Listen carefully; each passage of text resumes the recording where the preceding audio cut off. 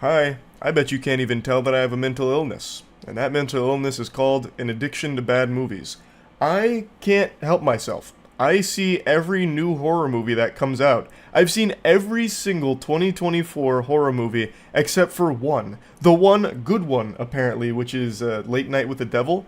I've seen every single other horror movie, and I double checked. And at this point, I don't even know why. Like, I know they're going to be awful going into them. And you all know I love bad movies, but I also know going into most of these that they're not going to be so bad they're good. They're just going to be a genuine, complete waste of time. So you have to wonder, am I possessed by some kind of dog shit movie demon that just somehow deep in my soul compels me to go waste money and time to see these on the big screen? Today I subjected myself to The Exorcism starring Russell Crowe. This one was really interesting. Not the movie itself, that was the furthest thing from interesting, but the concept of this movie fascinated me because last year, Russell Crowe was in a movie called The Pope's Exorcist, where he played another exorcist. So I thought this was like the extended Pope's Exorcist universe, but these two movies have no relation to one another. He played the same role twice. He said like King Neptune, that was so good I think I'll have it a second time. It fucking said, hey, where's second breakfast? I love playing the Exorcist role. And at the end of The Pope's Exorcist, they set up like a Men in Black style universe where there's this group that goes and fights the demons that are possessing innocent humans. And it all happens in the shadows, behind closed doors, where God refuses to look. Well, I'm going a little far there, but basically they set it up as I'm assembling a team of elite exorcists. We gotta go kill all the demons. We gotta go fuck them in the face. So they conclude that movie with like this almost pseudo montage of like exorcists getting ready and setting up like a network to track possessions and all of that. I have expected Linkin Park's What I've Done to start playing, like the end of the Transformers movie when Optimus Prime makes a call out to the cosmos for more Autobots. I thought that was going to happen, but for exorcists. So this movie I went into really thinking that it tied into that universe. And can you believe my surprise when it turns out he's just playing the same role in a different way? And the movie's bad. But here's the really crazy thing. The whole movie's not bad. I actually thought almost the entire first half of the film was pretty decent. Like, it's not amazing by any means, but with all the slop that you get fed, like the fucking pigs we are in the movie theater seeing these horrible horror movies, it was at least a step above most of that. So the film's concept is they're filming a remake of the original Exorcist movie, which they treat like Voldemort. They don't name it, but they keep implying it, and they keep using the similar themes and scenes from the original Exorcist in a modernized way. So Russell Crowe gets the role of the exorcist who's going to perform the climactic final moment there. And he gets the role because the person prior to him got attacked by a demon on set and killed, and it led Russell Crowe, who was an actor struggling with alcoholism and drugs and just a really troubled past, to land this big position. And throughout the filming of the movie, more and more creepy, evil things keep happening as a demon has infiltrated Russell Crowe himself. And I actually really like the set here, where they have like this dollhouse, this open dollhouse that they're in filming the scenes, and Russell Crowe's struggling with the material, and the director's saying some really mean things to him, actually just talking shit like it's a League of Legends lobby, getting real toxic to try and bring out the best performance of him. His daughter also hates him because he's an alcoholic drug addict who abandoned her and her mother when the mother had cancer, and he was out apparently just getting high, getting drunk, and chasing pussy, as the director called it. So they set him up as like some irredeemable piece of shit who's doing everything he can to just get this last great performance, and like he really wants to nail this role, but just can't seem to do it. So as he's trying, he just keeps getting worse and worse. The demon infiltrates him deeper and deeper, and the performance from Russell Crowe is pretty good. Like, it actually seemed like he tried very hard in this role. The daughter's performance was really good too. Like, they actually tried to put their best foot forward for this movie, and it's such a shame that it all completely falls apart and wasn't worth trying for in the end. So, like I said, I do think the first half is at least decent.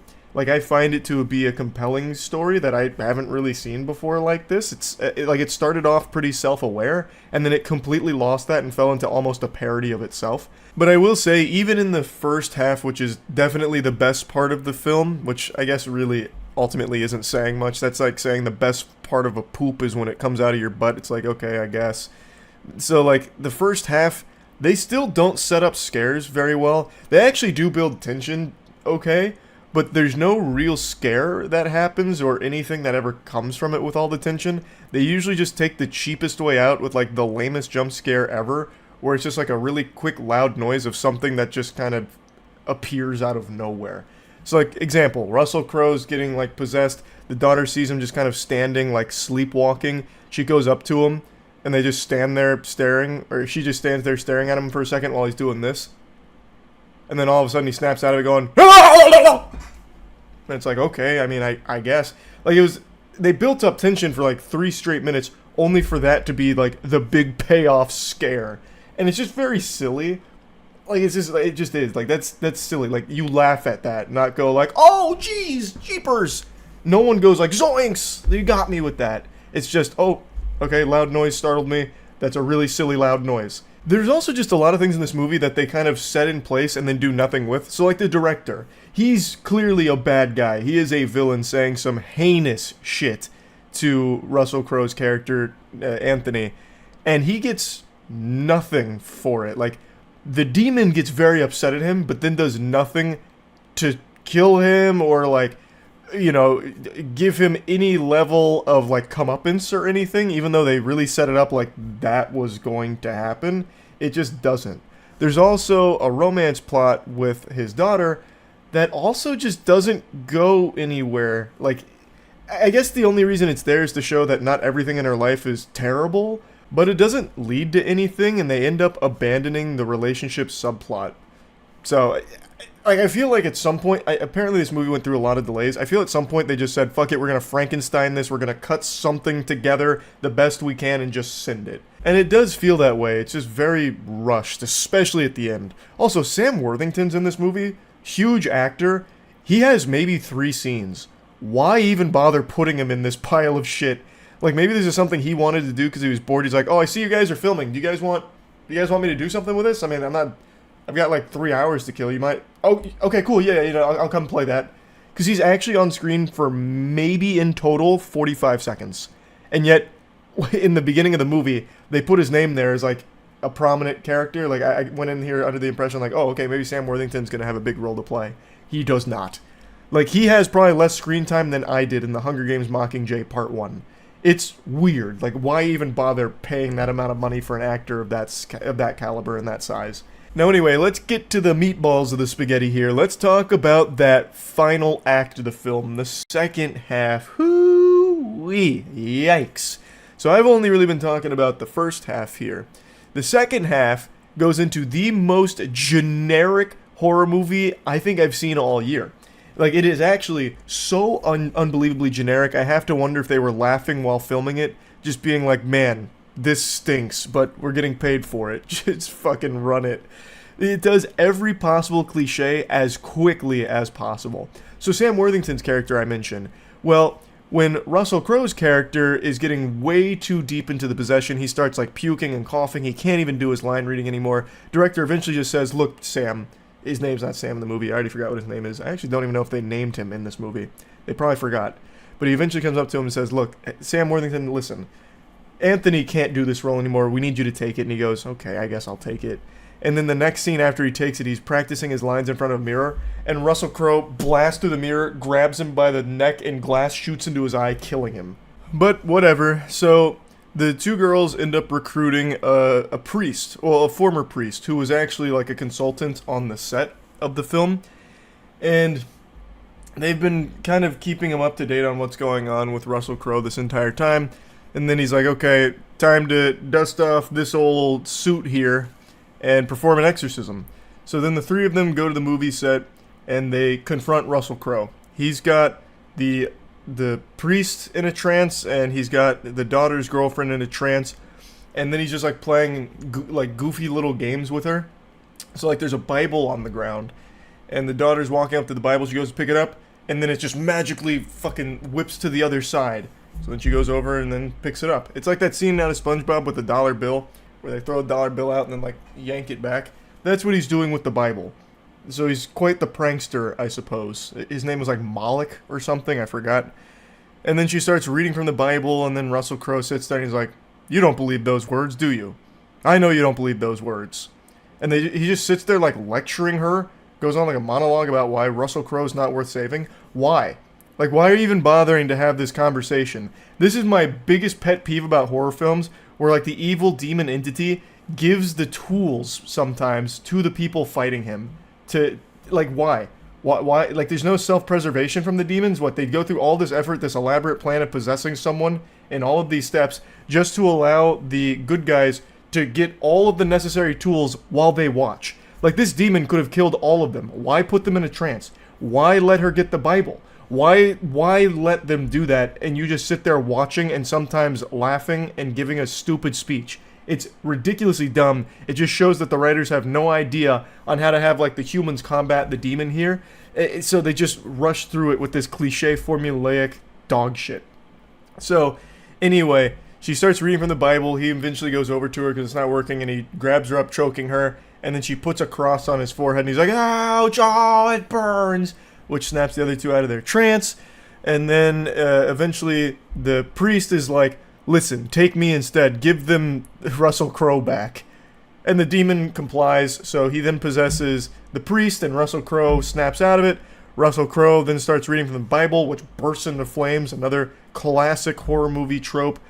And he's like, "The Lord forsakes you, clearly. You're irredeemable trash is what you are." But then the tables start to turn as he starts reciting the prayers from memory, and then the two girls behind him are saying, "Amen!"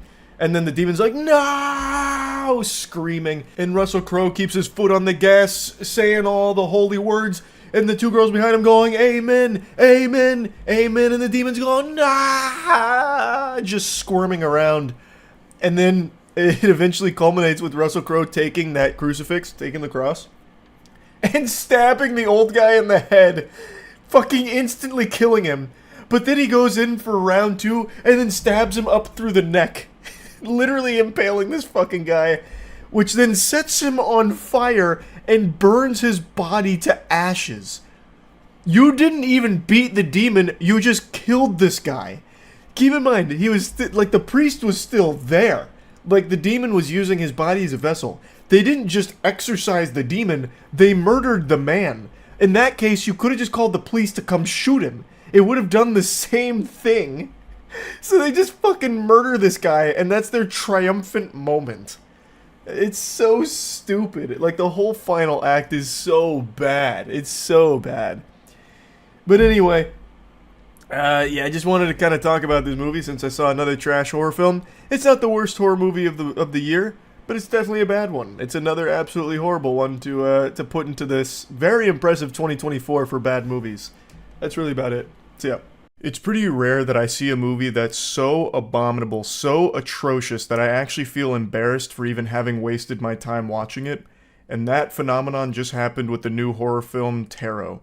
I was squirming in my seat. I was getting so mad at what I was watching. Like, I was steaming. My body performed an involuntary gesture of shaking my fist. Actually got him with a why I oughta. I was fuming. I started fucking Fortnite emoting in anger. That's how bad this movie was. So it's got a 5% on Rotten Tomatoes, which sounds about right. And I knew going into it was going to be irredeemable garbage because it is written and directed by one of the 3 writers of Moonfall. I sing the praises of Moonfall at least once every couple months. It is one of my favorite films of all time because it is objectively one of the most dog shit films ever produced, but in the most entertaining way possible. I think it is a masterpiece disaster of a film. It is so trash that it becomes immaculate. So I love Moonfall, and Spencer Cohen, who helped write Moonfall, wrote and directed Tarot. So I knew this had no chance of being good. but I didn't expect it to be this bad, like mind-numbingly bad, in a way that sucked all of the joy out of the room. Watching this film was like a Dementor sucking my soul out for the entire hour and a half that it played. Now, of course, it was basically an empty auditorium because no one cares about this movie. No one's really, fucking jumping out of their seats to be first in line for tickets to Tarot. But it was a pretty much empty theater, and man, I was embarrassed to just be there watching it. And it was painfully obvious that all of the actors in the movie were embarrassed to be there as well. It seemed like they were ashamed that they accepted the paycheck to appear in Tarot. None of them tried at all, especially Jacob Batalon. You probably know him as Ned in the Marvel Cinematic Universe. He's in this film, and oh my god, it felt like he was giving the most sarcastic performance ever. Like, all the material he was given to work with is all really shittily written, but he took it and made it like a complete flat joke throughout the entire film in a way that I think was him just giving like a subtle wink and a nod to the audience that he knows that this is a bad movie he's in. To give you an example of what I mean, Jacob, while he's being hunted by the scary clown, is trapped in an elevator, and the clown's doing his like scary routine, which ends up kind of looking like it was more of like a flash mob that the clown was doing. It wasn't even scary, it just went on for so long of him doing different bad dance moves. It's like it was trying to mimic my choreography that they see me bust out at the club, which is horrifying, no doubt. But here, in this context, man, it is so stupid and goofy. So the clown's doing all that choreography as the elevator doors are closing and opening, and Jacob's character is just going, ah, ah, ah, ah, ah, ah, ah, almost exactly like that, until eventually the clown ambushes him and he goes, ah. He just couldn't even be bothered to pretend to care at all about the performance.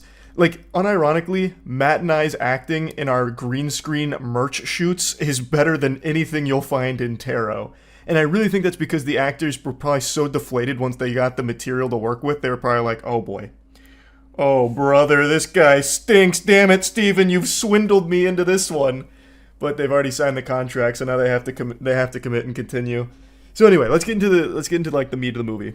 It's about as generic as you will ever see in the horror movie genre.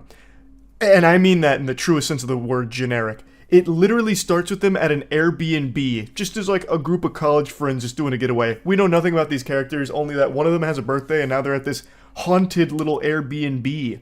And they happen to find this box of tarot cards, and our main character is really big into astrology. So she does this tarot card reading for the entire group using these really creepy cards that are hand-painted tarot cards, and she goes through all their signs, like, oh, you're a Capricorn, you're a, Leo, so this, that, and she gives them all their horoscope readings. And I really feel like Steven, or whoever helped them with this movie, must just be big into TikTok astrology, because it just starts borrowing a lot of things TikTok astrology enthusiasts are always talking about that's just very silly stuff, like, if you use someone else's tarot cards, oh boy howdy, you better brace for a bad time. Or, the most powerful combination of divination is using tarot card readings on top of I already forgot, a wet blanket. I forgot what the other thing was. But they mentioned that multiple times, like, doing tarot readings on top of blank is the most powerful form of divination, not to be taken lightly, type shit. So it feels like this was made for TikTok Zoomers almost. But even they, I think, are going to be extraordinarily bored by this film because it is not scary and it's just really, really dumb.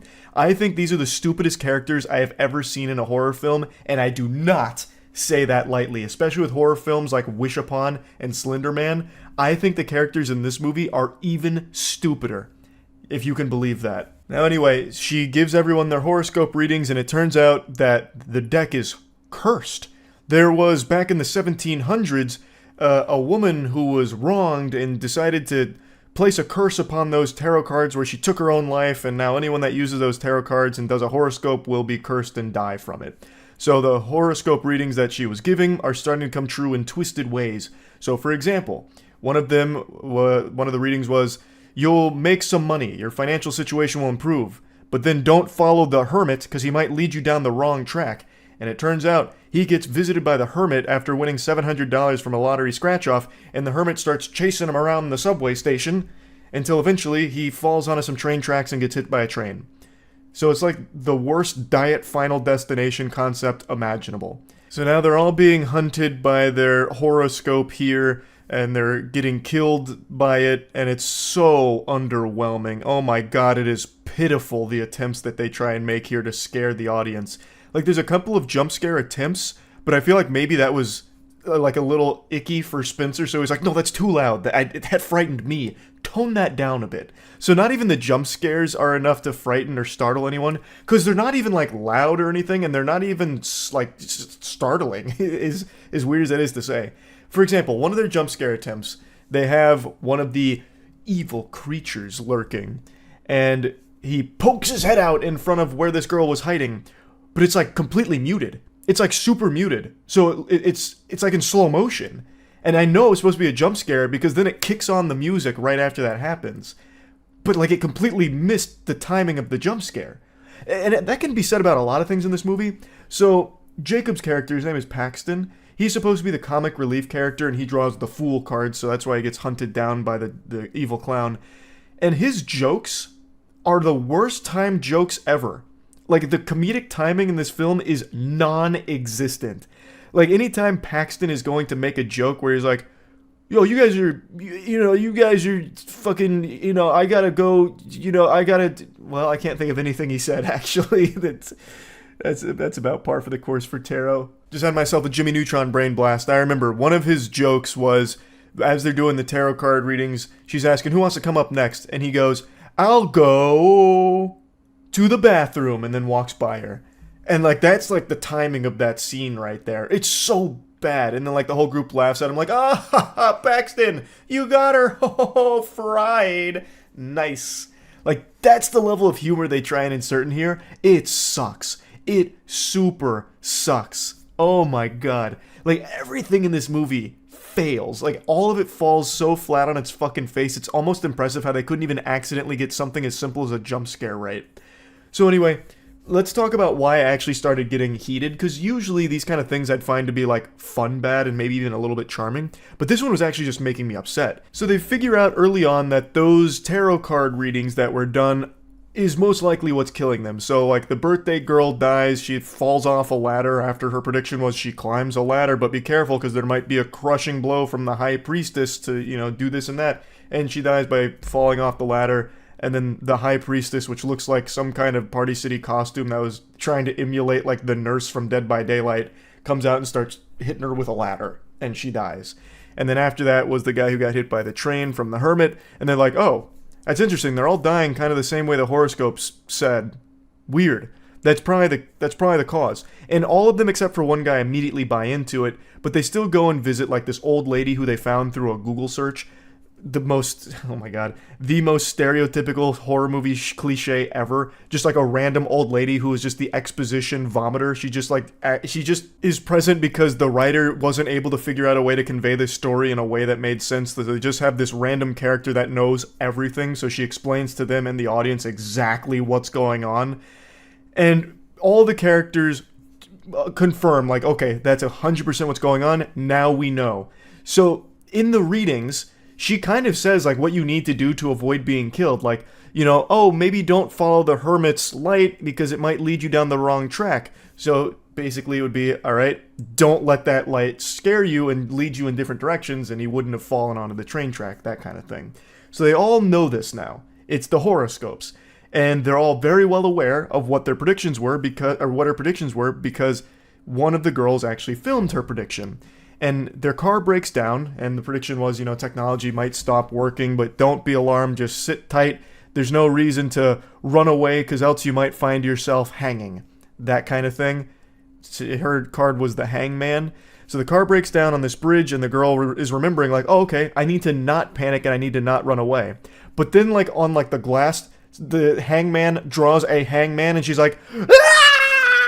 Opens the door and starts running. The thing that they just reminded her and herself reminded herself of to not run, she immediately does in this inexplicable panic when what was just established seconds prior is to just sit tight and wait it out.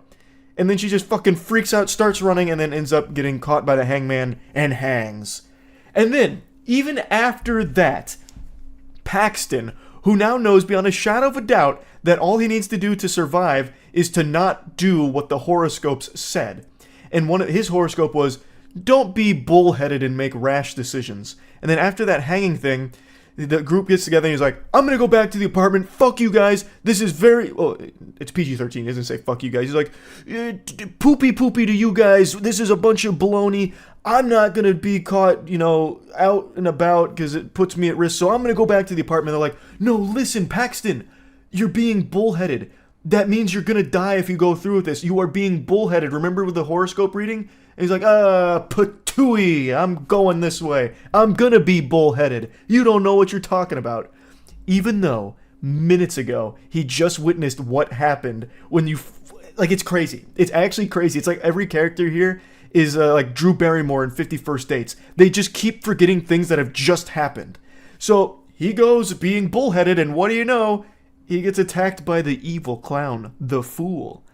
I actually was so mad. I had no reason to be as mad as I was, but it really felt like Spencer himself was just giving the middle finger to the whole auditorium, like, you guys are stupid for paying money for this, ha ha ha. Like, he was the ultimate evil tarot card slapped on the table here. We just saw these characters describe in detail exactly what not to do, and then two characters do exactly what both of them said they will not do immediately.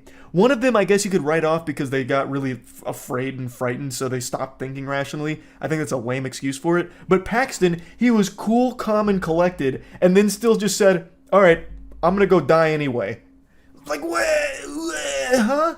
There's so many things I could really pick apart here, but who gives a fuck? No one's seeing this movie anyway. I know none of you watching this had any interest in it, but man, this one is actually worse than Imaginary and Night Swim. I didn't think we'd find any horror movies for the rest of the year that would compete with those, but man, this one does it. This one actually does it. It is worse than both of those films. Leave it to one of the Moonfall writers to strike a new low in the horror genre of all things. I didn't even know it was possible. But I will talk about one more thing in the movie, because it was another thing that just got me heated. So that old woman that I mentioned earlier, well, eventually the crew goes back to that house to get the tarot cards, because they eventually deduce that, hey, if we destroy the tarot cards, we probably break the curse. So they go there, get the cards, try and burn the cards don't burn. They're like, oh! They do like a fucking Mr. Beast thumbnail shock. And they're like, okay, let's call the old woman. Which, I guess that's a fine idea. But you know what happened 30 minutes before that? They tried to call that old woman, and it turns out her phone doesn't work. It just goes straight to voicemail because her phone doesn't exist anymore, which is why they drove to her fucking house and snuck up on her in the middle of the night, because she doesn't have a phone that works. Yet somehow, during this moment, not only were they able to call that old woman with a phone that didn't exist or didn't work, but she shows up instantly. She literally Goku instant transmissions to the front door there in a matter of seconds, even though it took them an entire day to drive themselves to her previously. This is just such a poorly made movie from top to bottom. Nobody gave a shit at all. I don't know what you were thinking with this one, Spencer. I really don't. Moonfall is a beautiful disaster. This one is a tragic disaster. It's so shit. So the old woman shows up, and I'm like, okay, she's going to be really helpful here. She's going to be instrumental. So she sets up this ritual where she was going to reverse the tarot card readings to try and flip it on the evil entity, the old woman who was wronged and cursed the deck. And as she's doing it, the old woman immediately just gets possessed. She gets force choked by the evil entity and then stabbed with 6 swords. Because the evil entity did a tarot card reading on her where she drew the 6 swords card, whatever the fuck that is. And she's like, uh-oh, whoops-a-daisy. So then literally force grabbed and then drops her corpse with 6 swords in it in the middle of the hallway. And that was the entire role of the old woman. That's it. She showed up just to get stabbed 6 times and contribute nothing. So eventually our main character's like, what if I get a horoscope reading for the evil entity? And yeah, that kind of makes sense if you turn your brain off. Why would that work? It's her tarot cards. She is the curse. If she doesn't want to curse herself, she won't. It doesn't matter if you do a horoscope reading. She is the tarot cards. But anyway, she does this reading on the evil entity, and she draws death as the final card. And the entity looks down, I shit you not, as she's strangling the main character. She looks down and goes... and then immediately just gets fucking deatomized. So somehow her reading also killed her, even though she is the reading. It's so stupid. It's so dumb. It's so dumb. And it's even more criminally trash with the way that it wraps itself up, because it turns out Paxton didn't die. So Paxton cruises up in his car in the middle of the night after they defeat the evil entity by giving her a horoscope reading. And he's like, hey guys, I'm like actually totally fine. I was trying to reach you guys. You guys weren't answering. What's up with that? And they're like, how did you survive? And he's like, oh yeah, my roommate opened the elevator door and like scared the jester away. He thought it was like super weird. He was like really wondering what was going on with me. Like, okay, so that's how you beat it? Like, you could just have your roommate come up and, like, throw the whole thing into disarray? Like, it's all cattywampus? Like, the whole curse doesn't work if there's a witness to it all of a sudden? Like, what? That seems like the easiest thing to do. Like, you probably wouldn't even need to turn the curse around on the evil entity. You could just have his goofy-ass roommate follow you around and save you every time. It's just so dumb. The movie was so fucking bad. Oh, I can't wait to see what else Spencer works on, because man, he's got a really incredible batting average here with terrible trash movies. Anyway, I think 5% for this movie is about what I'd give it on the Moist Meter too. I have to agree with Rotten Tomatoes on this one. 5% for Tarot, absolutely accurate. What a bad film. That's about it. See ya. I love horror movies and horror games, but not for the reason most sane people like things.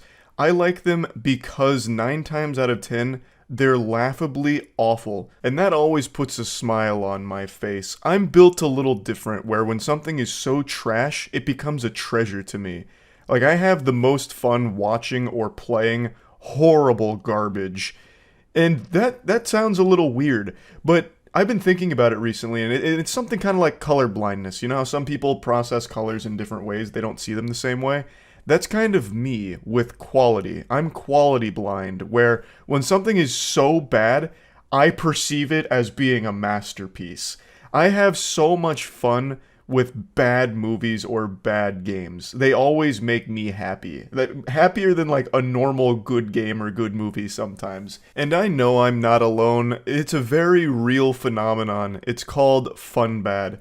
It is always enjoyable to just sit down and watch or play something that is objectively not good and just laugh at it, make fun of it. You know, point your finger at it, shoot spitballs, make jokes about it with your friends. Like, it's a good time. And for years now, horror has been the main genre that's been pumping stinker after stinker, blessing us with some timeless classic fun bad content. There is more shit in the horror genre than there is in the scat fetish genre. Horror has just become like the go-to cum dumpster of absolute abominations when it comes to entertainment in movies and games. But unfortunately, sports fans, I think we're starting to enter the dark ages of the horror genre, where it's no longer making fun bad content, it's just making boring bad content that's no longer got anything redeemable about it at all. And the best example of this is the newest Insidious movie, The Red Door, which I saw last night. Now, before getting into that, I want to thank today's sponsor, Call of Dragons. Huge thanks to Call of Dragons for sponsoring today's video. Call of Dragons is a beautiful new MMO fantasy conquest game developed by the creators of Rise of Kingdoms, and they've been working on this project for over 3 years now. It's huge battles, tons of strategic freedom, and it's PC and mobile crossplay. Big coolest feature now is the behemoths. They're these massive beasts that you can use to crush your enemies in PvE and PvP. You can fight with your alliance in guild versus environment. So, to tell you about a few of them, we brought our whole alliance here with us today. Whoa! Call of Dragons! Yep! The Thunder Rock! The Thunder Rock! Ancient Magic Bear! Mighty Red Dragon, baby! There we go. Thanks, guys. Really appreciate it. Anytime. It's contagious when it's Call of Dragons, baby. There's ancient giant bears, thunder rocks, red dragons. There's actually 8 unique behemoths you can collect, and you have to enter their lair, take them down, and you can actually own 8 or as many as you want, and you train them up. They've got their own skill trees, so you give them the skills and powers you want so that you can take them into battle and crush your enemies with them. Huge thanks again to Call of Dragons for sponsoring today's video. You can download it today by clicking the link in the description, or by scanning the QR code on your screen, or by using code CODMonster. Yeah, if you use code CODMonster in-game, you'll get special rewards. So thanks again. Magic, monsters, mastery. This is the 5th Insidious movie, and it is long overstayed its welcome. The party's over, the music stopped fucking 2 movies ago, and yet it's still here trying to party, and it's just embarrassing now. The 4th movie was already overstaying its welcome, people were already fucking tired of it then, and now it's just sad and desperate. They've got this franchise propped up like Weekend at Bernie's. It's dead, and they're just like puppeteering its corpse right now. Insidious the Red Door has no story to tell whatsoever. It has no reason to exist other than try desperately to milk a little extra coin out of the property's name, because most people remember the first 3 movies very fondly, especially the first one. I remember that being like a phenomenon when that one came out. So the name still has weight to it, and they're trying their best to just get a little bit more out of it without anything left in the tank. So the reason I'm not making a moist meter on this is because I really want to dive into just what makes a horror movie no longer fun bad, and it just becomes a sad, worthless experience like Insidious the Red Door. So I will be getting into spoilers a little bit in this. I'm not going to spoil the whole thing or anything like that, but I do need to get into specifics in order to make the point that I'd like to make. Now, Insidious the Red Door is again the 5th entry in this franchise, but the beauty of that is you don't need to see any of the other ones to be caught up to speed on this, because it doesn't really tie into anything, and the only thing that it has is loose connections in the same characters from the previous films. You don't need to know anything about their history, you don't need to know anything about the world that it's in. It doesn't even really need to give you a refresher course on it, because everything that happens starts after a hypnotic memory erasing moment. So they get their memories sealed away, they get amnesia in order to forget all the trauma of their past, and then this movie is them slowly like realizing that something fishy happened. Why can't they remember like a whole year of their life? And then that's kind of what the movie picks up on. So you don't really need any of the other Insidious background information, which is good because I don't think there's a single person in the fucking world who remembers Insidious 4. I feel like we all got memory erased with how bad that movie was, because absolutely nobody I've seen online talking about this, or anyone I've talked to about it, like Tiana and I saw it together and I mentioned Insidious 4 to her and she had no fucking clue what I was talking about. I sounded like a crazy person to her, and I don't even remember a single plot point from it other than like a jailer jingling keys like he was trying to entertain like a Twitch audience or something. So this is one of the few compliments I can give to the Red Door. At least you didn't need to see the 4th movie in order to understand what's going on here, because everything that happens in this film is already nonsensical and self-contained to begin with. So the film is all about them getting their memories sealed away. You know, they've got it trapped, and then it's slowly getting back those memories. Dalton, the son in the franchise, is going off to college, and the dad, Patrick Wilson, he's kind of an absent father. He's been pushed away, and he's always foggy, as he calls it. His memories aren't what they should be, and it makes him upset. So he basically abandons his family in order to exist in this perpetual trance of confusion. So he's not a great dad anymore, and Dalton resents him for it. But he eventually lets his dad drive him to college. And he's an art student, and he gets a new art teacher who's a real hard ass. And she basically brings the demon out of him. He goes into like a meditative state under the instruction of the art teacher, and then he draws the Red Door. And once the Red Door is put on the canvas, all hell breaks loose. And by that I mean 2 jump scares happen, and pretty much nothing else. This movie is not even a horror film. That's the big plot twist. It is legitimately like a CW supernatural thriller, at best. There are very, very few horror elements in here other than just very loud jump scares occasionally, but even that's pretty rare. They ordered a horror movie but forgot the scary. They said, hey, can we put the scary on the side? And forgot the side of scary. This shit is so flat and goofy. So, Dalton, after drawing the Red Door, a hand like slaps his hand. He's like, oh no! So then he rushes back to his dorm in order to keep painting it and figure out what this means, because now he's starting to see things. Also, he has a roommate, and her name is Chris. And she doesn't make any sense in this film, because she is like the complete antithesis to a character you'd expect in a horror movie. She is constantly joking, and I think that's fine as a character trait, and I think it would work in other movies, but here, she does not stop joking. She doesn't take anything seriously. So when something that's supposed to be somewhat scary happens, Chris will immediately just get rid of all the tension with a joke like, hey, what are you doing on the floor? I just put a bottle rocket in the frat dude's toilet and I think it went straight up his asshole. And like, come on, get up. You gotta see this. He's walking around with a firework in his butt. And it's like, oh, wow. Okay, so now there's like no tension left and there's no scares left. Like, I don't even dislike Chris as a character because she was entertaining at the very least, whereas nothing else in the movie was. At least she was trying to make something out of nothing with this film. But it does not fit in what is supposed to be a horror film because when she's on screen, you know that it's just going to be a bit silly because that's all she does is just have fun. Even in the most tense of moments, she gets strangled by an invisible demon. And right after that, like within 2 scenes, she's back to joking and gets a bunch of like night lights and makes jokes about it. So it's just a character that doesn't take the movie seriously, so how the fuck is the audience supposed to? You have a character that is actually just like making fun of the film that they're in. But anyway, so Dalton paints the red door. Patrick Wilson's character's in his own home and he's trying to go through these like memory things. And he's doing like a matching game on the window, which is a goofy idea to begin with. And they're trying to do like subtle scares. So I'll like lift up one of the things and you see like someone wearing an orange shirt in the background by the tree and it's out of focus and you're like, oh goodness, that's horrifying.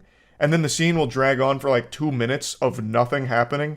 And then just like the glass explodes for a cheap jump scare. Like it doesn't even really build tension. All it does is it'll show you something a little out of focus in the distance. And then all of a sudden, a fucking cannonball goes off. Just a really loud explosion noise. And that's the scare. So then that, the glass blows up and Patrick Wilson's jogging around his house going, oh, no! And then he like shuts a door. And then a ghost man pushes him against a wall and he finds a box of important lore tidbits. But not really, because the lore tidbits don't really mean much of fucking anything in this film, because there isn't a real narrative that they want to tell. But anyway, I'll just fast forward a little bit here. After learning about his dad, Patrick Wilson, he then goes to his wife, who has divorced him, and she reveals all the bad stuff, the stuff that he wanted to forget through the hypnosis. She reveals that while under the possession of the demon, he attacked the family and traumatized the kids, and his wife really couldn't look at him the same way anymore. She just felt fucking sick by his presence. So that's why they sealed off the memories. That's also why they divorced. And now, since Dalton has drawn the red door, everything's starting to flood back, and the family's getting those memories returned to them gradually, and they're seeing things. So Patrick Wilson keeps seeing a couple of ghosts, and that's when it's revealed that the reason all this is happening is because the dad, Patrick Wilson, and Dalton are able to astral project themselves into the spirit realm, like fucking Aang from Avatar: The Last Airbender. So the entire half of this movie is spent astral projecting for the most part. And it's not like this is new for Insidious. We've known this for a long time. This has been a core component of the story. But here, it doesn't even bother to be horror. It is mainly like that astral projection in the smoky spot. It's literally just a room with a fog machine and that's it. It's not like very interesting to look at. It's just barren, empty wasteland. Dalton is the first one to realize that he can do this, and he does it at his college dorm in order to like scare Chris. I shit you not, when he learns that he can astral project himself out of his body, first thing he does is go to Chris's room, grabs her little mouth piano, the melodica, and he plays a little wonderful symphony. So he hits her with like the beep, beep, boop, boop, beep, like the actual electric zoo out of fucking SpongeBob, which startles her. And then she like goes downstairs and she's like, were you in my room? He's like, no, I was actually in the spirit realm in your room. She's like, oh, interesting. So then he does it again at a frat party in order to talk to a frat douchebag who died from alcohol poisoning because he thinks that he has clues about the door that needs to be closed. Because he'd seen him once before and he's like, close the door. He's like, wait, what do you mean by close the door? So he goes back, this time in the spirit realm, to ask him more about the door. And that's when Chris gets strangled by the big demon. So in the Insidious franchise, the main bad guy is the lipstick face demon, I think is what he's called. He's that goober goofball who's like kind of red, but also just kind of silly looking. And his signature move in the spirit realm is he always puts a Tiny Tim record on the player. You know, the guy who sung the song, like, Living in the Sunlight? Living in the sunlight, loving in the moonlight, having a wonderful time. That guy. He always plays that music in the spirit realm, and it's supposed to be unnerving, but it is so cringe. That kind of shit is in horror movies and horror games out the wazoo. Tiny Tim, like the music from Tiny Tim, has become a horror movie and horror game staple for low budget, low effort productions. And I feel horrible for that. That's so unlucky for Tiny Tim's music. But yeah, that's what the demon does in the spirit realm. It's that guy. And he's breaking into the real realm because Dalton keeps astral projecting. And I don't want to get into like really deep spoilers, so I'm just going to be a little broad here. But eventually, Patrick Wilson learns that Dalton is in trouble because lipstick-faced demon is taking over his body. So Patrick Wilson, astral projection to the spirit realm, tries to find Dalton. Dalton's struggling, and his body in the real world has now been taken over, and he might hurt Chris. So the movie, within the last like 20 minutes, very desperately wants to be over. It very, very much tries to speed run through everything in order to just end quickly and be done. It didn't want to be a long movie because it didn't have a story to tell. It was already running so thin. So they really just shoehorned in the most cliche shit imaginable at the end here. So basically, Patrick Wilson's spirit projects himself, or astral projects himself, somehow immediately finds Dalton. It breaks his chains with a fucking hammer. Also, I'm just getting into fucking full spoilers here. I'm sorry. I said I was going to be broad, but I actually just can't talk about how silly this is without just being specific. So major spoilers here for how the movie ends. I'm doing you a favor, though, really, because I don't recommend seeing it because there's nothing redeeming about it. It's not fun bad. But anyway, Patrick Wilson swoops in like a hero. Dalton has still hated him all the way up until this point, and now Dalton's memories have unlocked, so he remembers that his dad tried to hurt him. But Patrick Wilson breaks the chains with a single fucking hammer hit and frees Dalton from lipstick-faced demon's control. And then they both run away and close a door behind them, to which Dalton then puts paint on it and seals it forever, like a fucking sarcophagus, just entombs the demon back in that record-playing realm. And that's so fucking dumb. Like, I think that is so lazy, because everything just is a plot convenience. Patrick Wilson somehow astral projects and gets to the exact spot he needs and finds Dalton, who is buried under a bunch of chairs, and is able to break his chains very easily with a hammer.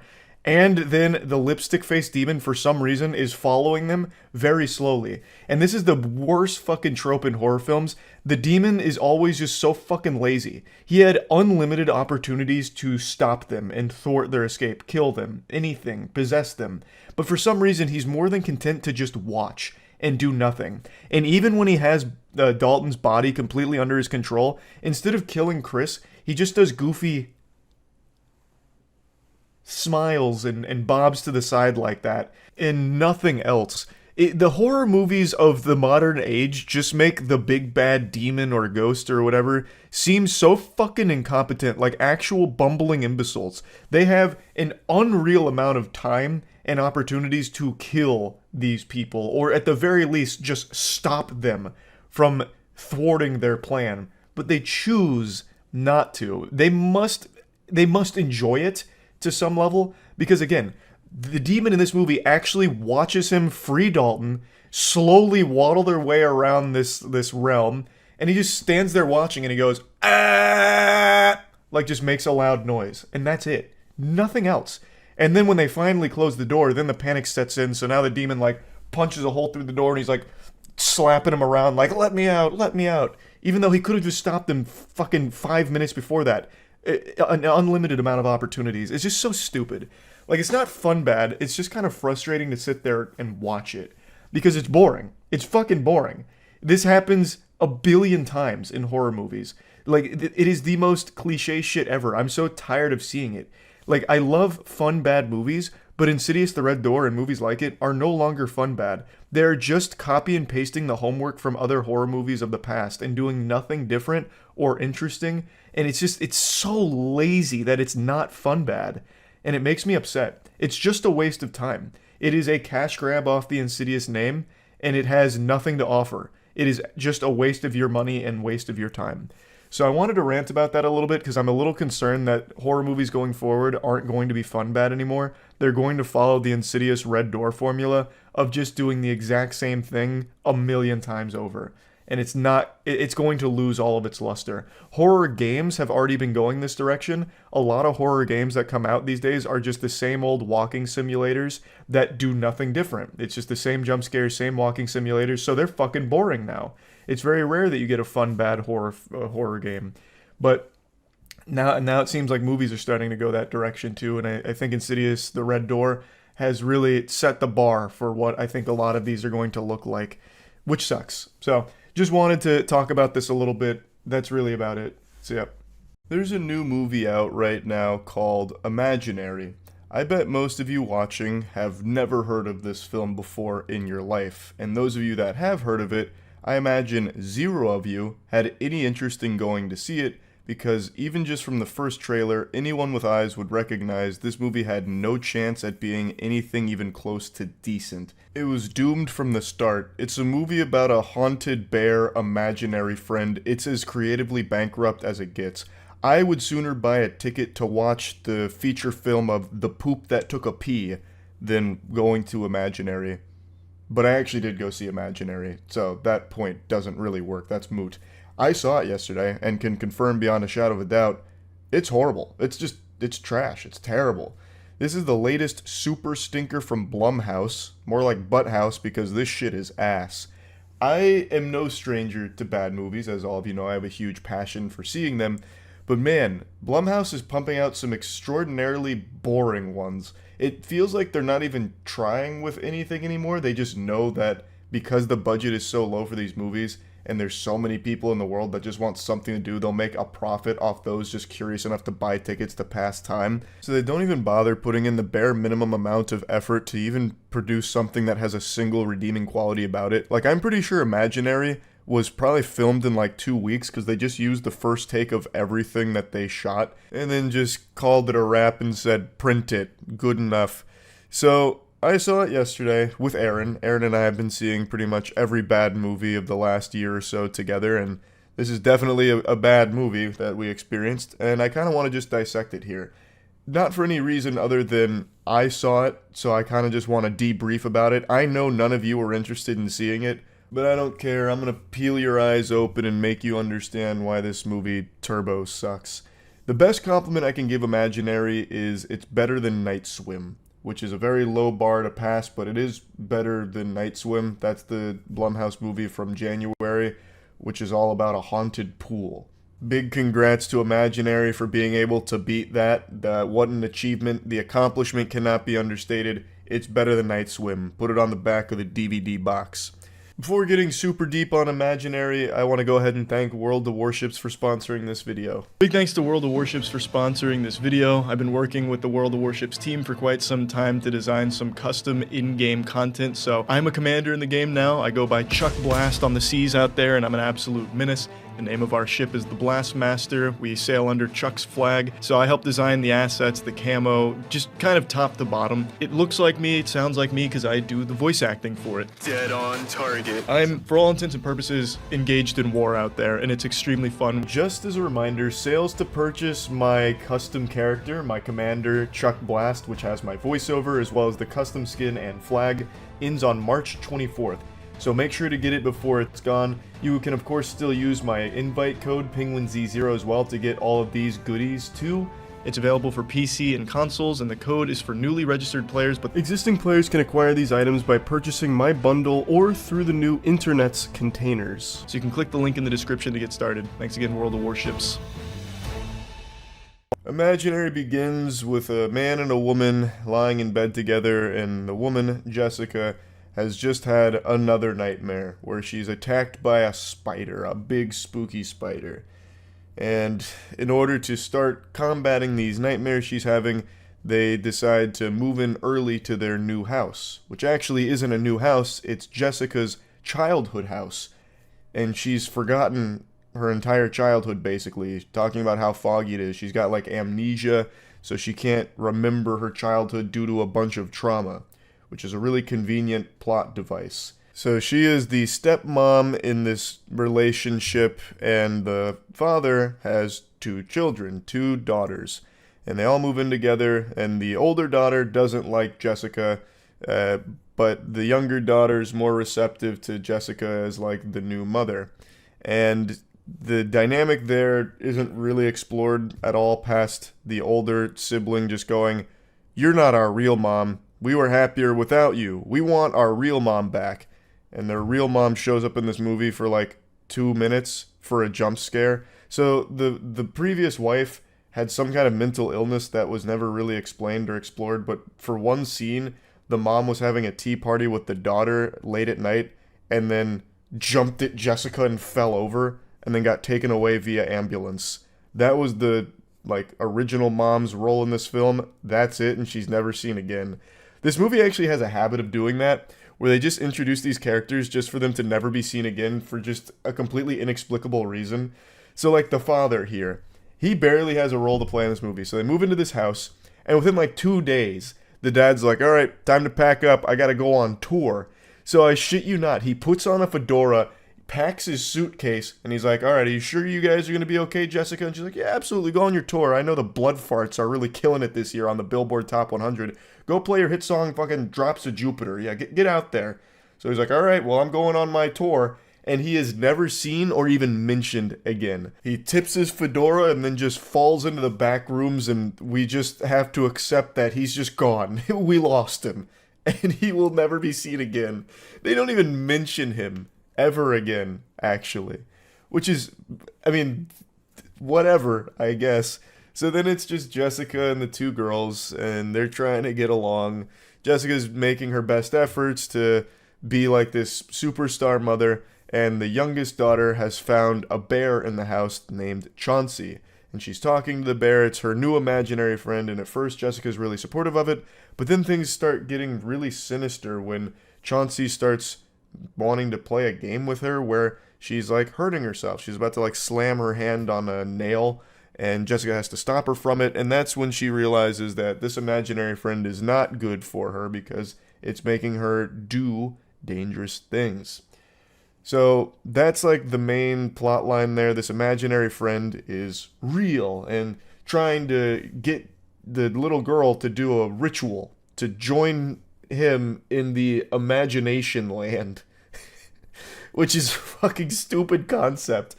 But there's also a lot of other things that don't really matter in here at all. So, for example, the older daughter meets a neighborhood kid whom she's like in love with instantly. So she invites that dude over when Jessica's out one day, and the dude comes over and immediately makes enemies with the younger daughter. He's like, "You're a psycho."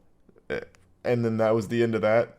And then for some reason he's like, "So do you want to do these drugs with me?" So he pulls out a bag of pills, and then he has one on his tongue. He's like, just to show he's doing pills. And he was talking about how, like, last time he did these, his left eye could see 12 seconds in the future.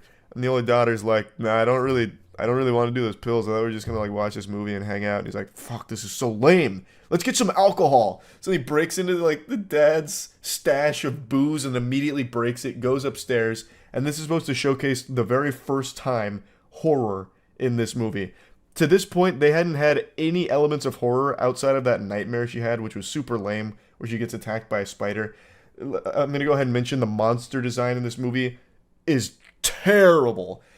Aaron said it best, where he said the monster creature design in this film is just marginally better than Winnie the Pooh, Blood and Honey, but it's a close match. It's like they went to Party City, and they took costumes off the rack, and then just threw some mud on it, and then added some really, really quick Adobe After Effects VFX to it, and called it a day. It looks awful. It looks like Mummy 2, The Rock, Scorpion King levels of bad when it comes to how these creatures look. Ugh. I'll get to it more towards the end of the plot synopsis that I'm going down here. But anyway, so the dude's like, "All right, I got these pills. I'm going to go upstairs now since I broke the booze to clean it up." And he's taking a piss, and then all of a sudden, the bear's there. And he's like, "Ooh, spooky." So he pees everywhere, and he's like, "Oh man, I'm just tripping because I'm doing pills." And then all of a sudden, the bear's back again. And this is like that scene in the trailer where the the ring's going, and it's like playing the sound effects, and the bear's getting closer, and then it stops, and then the like fucking first jump scare of the movie happens where the bear pops out to scare him, and he goes, "Whoa!" and then he falls over and runs away. That's that whole scene, and that dude doesn't have any role to play in this film at all. It's not like he died there or anything. All it was here for was to deliver a cheap jump scare and nothing else. So like Jessica comes home shortly after, and she's very disappointed in the older daughter for bringing this boy over, and then the boy's mother comes over and is like, "I'm so sorry, my son did this." And then Jessica's like, "Yeah, and he also brought these drugs." And then the mom goes, "These aren't drugs, this is my allergy medication." Which is, I mean, okay, I guess. So the dude was tripping off Allegra, I suppose, Claritin, I guess. It's so stupid, and it has no role to play in the film, but it's here for some reason. And then you never see that guy again. He's never even referenced again. So now Jessica and the two daughters are once again just home alone. The imaginary friend situation's getting worse. She calls a therapist over to try and, do something about Chauncey, the imaginary friend. The therapist is kind of odd, where the therapist is trying to get her to explore, her feelings with Chauncey, which leads to a fight between the daughter and Chauncey. And then the therapist is like, "Has your daughter taken up ventriloquism?" Jessica's like, "Fucking obviously not. My 6-year-old daughter hasn't been studying ventriloquism. Why are you asking?" And the therapist goes, "Well, because, it was weird." Because what happened during the therapy session is Chauncey was speaking in the voice of the daughter, and eventually the daughter turns around while panicked and crying, and the therapist noticed her mouth wasn't moving, but words were still coming out, so she's like, "Oh, it must be ventriloquism." And then eventually the therapist is like, "Well, I've noticed some in previous cases when an imaginary friend gets hostile and evil, a kid disappears. So good luck." And then she leaves. She plays a video of like some other kid talking about her or his imaginary friend who made him chop off his thumb, and then like the kid went missing right after. So after playing that video, the therapist is like, "All right, so I'm out ski. Also, don't forget to pay my bill." And she just leaves, never to be seen again. But this whole sequence was extremely important to the film because it delivers the big twist. So that bear that the daughter found and has been carrying around the entire movie, talking to with her imaginary friend, turns out wasn't real. It was all in Jessica's mind.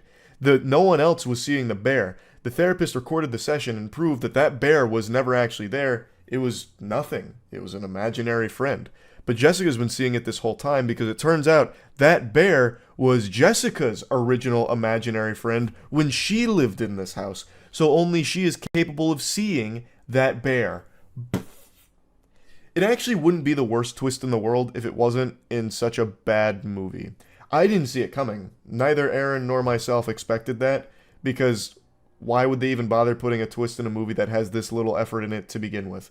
But, like, admittedly, it's not the worst idea creatively to have that be like a grand reveal, like, "Oh, that was never real." Like, it could work, but it doesn't here, because no one cares. By this point in the film, you're already so mentally checked out, probably snoozing, that it falls flat. It really does. But, man, my voice is cracking even going over this movie. But anyway, so then she starts realizing that this goes really deep. The reason she can't remember anything is because of her imaginary friend and whatever happened to her back then. So she's connecting these dots about the never ever, and then like a door, and then she's researching it, and then the daughter disappears. So the daughter vanishes, and turns out she completed the scavenger hunt for Chauncey, which opened a portal to the imagination dimension. She's joining SpongeBob and Patrick in the imagination box land now. So then Jessica and the older daughter are freaking out. They called the police to start looking for her. And then an old woman, whom we did see briefly earlier in the film, who was previously Jessica's babysitter, starts just exposition dumping everything here. Also, that old lady, her name was Gloria. She was seen earlier in the film, but kind of just as like this standoffish asshole. So like Gloria's talking to Jessica about being her babysitter, and then the little girl comes over, and then the old lady immediately gets combative with the little girl, where she's like, "You shouldn't really interrupt us. We were in the middle of a conversation." And then the little girl's like, "Oh, okay, maybe Chauncey should eat you." And then Gloria actually laughs and goes, ha ha, oh, children and their imagination, it's so cool, until they get violent. Basically just like I thought Gloria was about to start beating this little kid's ass. Like she was like about to throw up a set here and get pugilistic with her. Like Gloria was just immediately weird. But then she's seen here during the vanishing of the little girl. And she starts telling the older sibling, like, look, imaginary friends are real. Usually they're benevolent, helpful spirits that kids grow out of. But sometimes there's evil ones that latch on to a child and feed off their imagination. And Jessica had such a creative, vibrant imagination that imaginary friend didn't want to lose her. So actually stole Jessica into the imagination dimension, and Jessica eventually escaped. But now it's lived in that house for all these years and has taken Alice, the little girl, to try and get Jessica back. So we've got to do something. So now they've recruited the Avengers here. They got Gloria, the geriatric old octogenarian. They've got Jessica, and they've got the older daughter. They perform the ritual themselves, open up the portal, and confront Chauncey directly, whom takes on the form of a real ferocious bear. And Gloria reveals herself to be a villain, where she traps them in the imagination dimension because Gloria said that Chauncey gave her the directions to where they'd be promised this land of freedom where they can be young again. Their imagination comes to life. Imagination has power here, this and that. And then she eventually gets slapped by Chauncey, dragged into a room, and then blows up into an explosion of blood. So that's how Gloria dies. She's also the only death in the movie, for some reason. Sorry, my nose was running because this shit is actually making my sinuses flare up. But yeah, so Gloria's dead now, and no one cares. So they just go on and keep looking for Alice. They eventually find Alice, who doesn't want to leave initially, until Jessica starts breaking things, and then Alice is like, this is fun, I'll start breaking things. Okay, I'm ready to leave. Bye, Chauncey. And then Chauncey just kind of lets them leave, but then grabs Jessica and is like, you're not leaving, I like your imagination a lot, so you're staying here with me. And again, he's still in this giant bear shape, and it looks terrible. It looks absolutely terrible. I don't know, like, I understand these movies are supposed to be made low budget, but you can do better creature designs. Like, from a design perspective, you can do better than what this has to offer. And maybe just don't show it so point blank, because then you really see all of its flaws. So she's being taken by this goddamn fucking Five Nights at Freddy's throwaway animatronic looking bear, and then gets saved by the older sibling, who grabs her and gets her out of there. But then there's another twist, because it turns out she didn't actually save her. It wasn't a happily ever after. Jessica's still there. And then they just repeat it where the girl goes in and saves her again. And then they burn the house down. I've skipped quite a bit of the movie, but it doesn't matter. You're not going to watch it anyway. No one was planning to. But I already went there and saw it, so I just got to fucking talk about it because it's so stupid. It's so dumb. It's just, it's a movie that's made for the sake of just putting a movie out there to try and get some money in return, because it's so cheap, you will make a profit off it. Like, it's a smart business strategy, and I've always said that about Blumhouse. It's a really smart business strategy.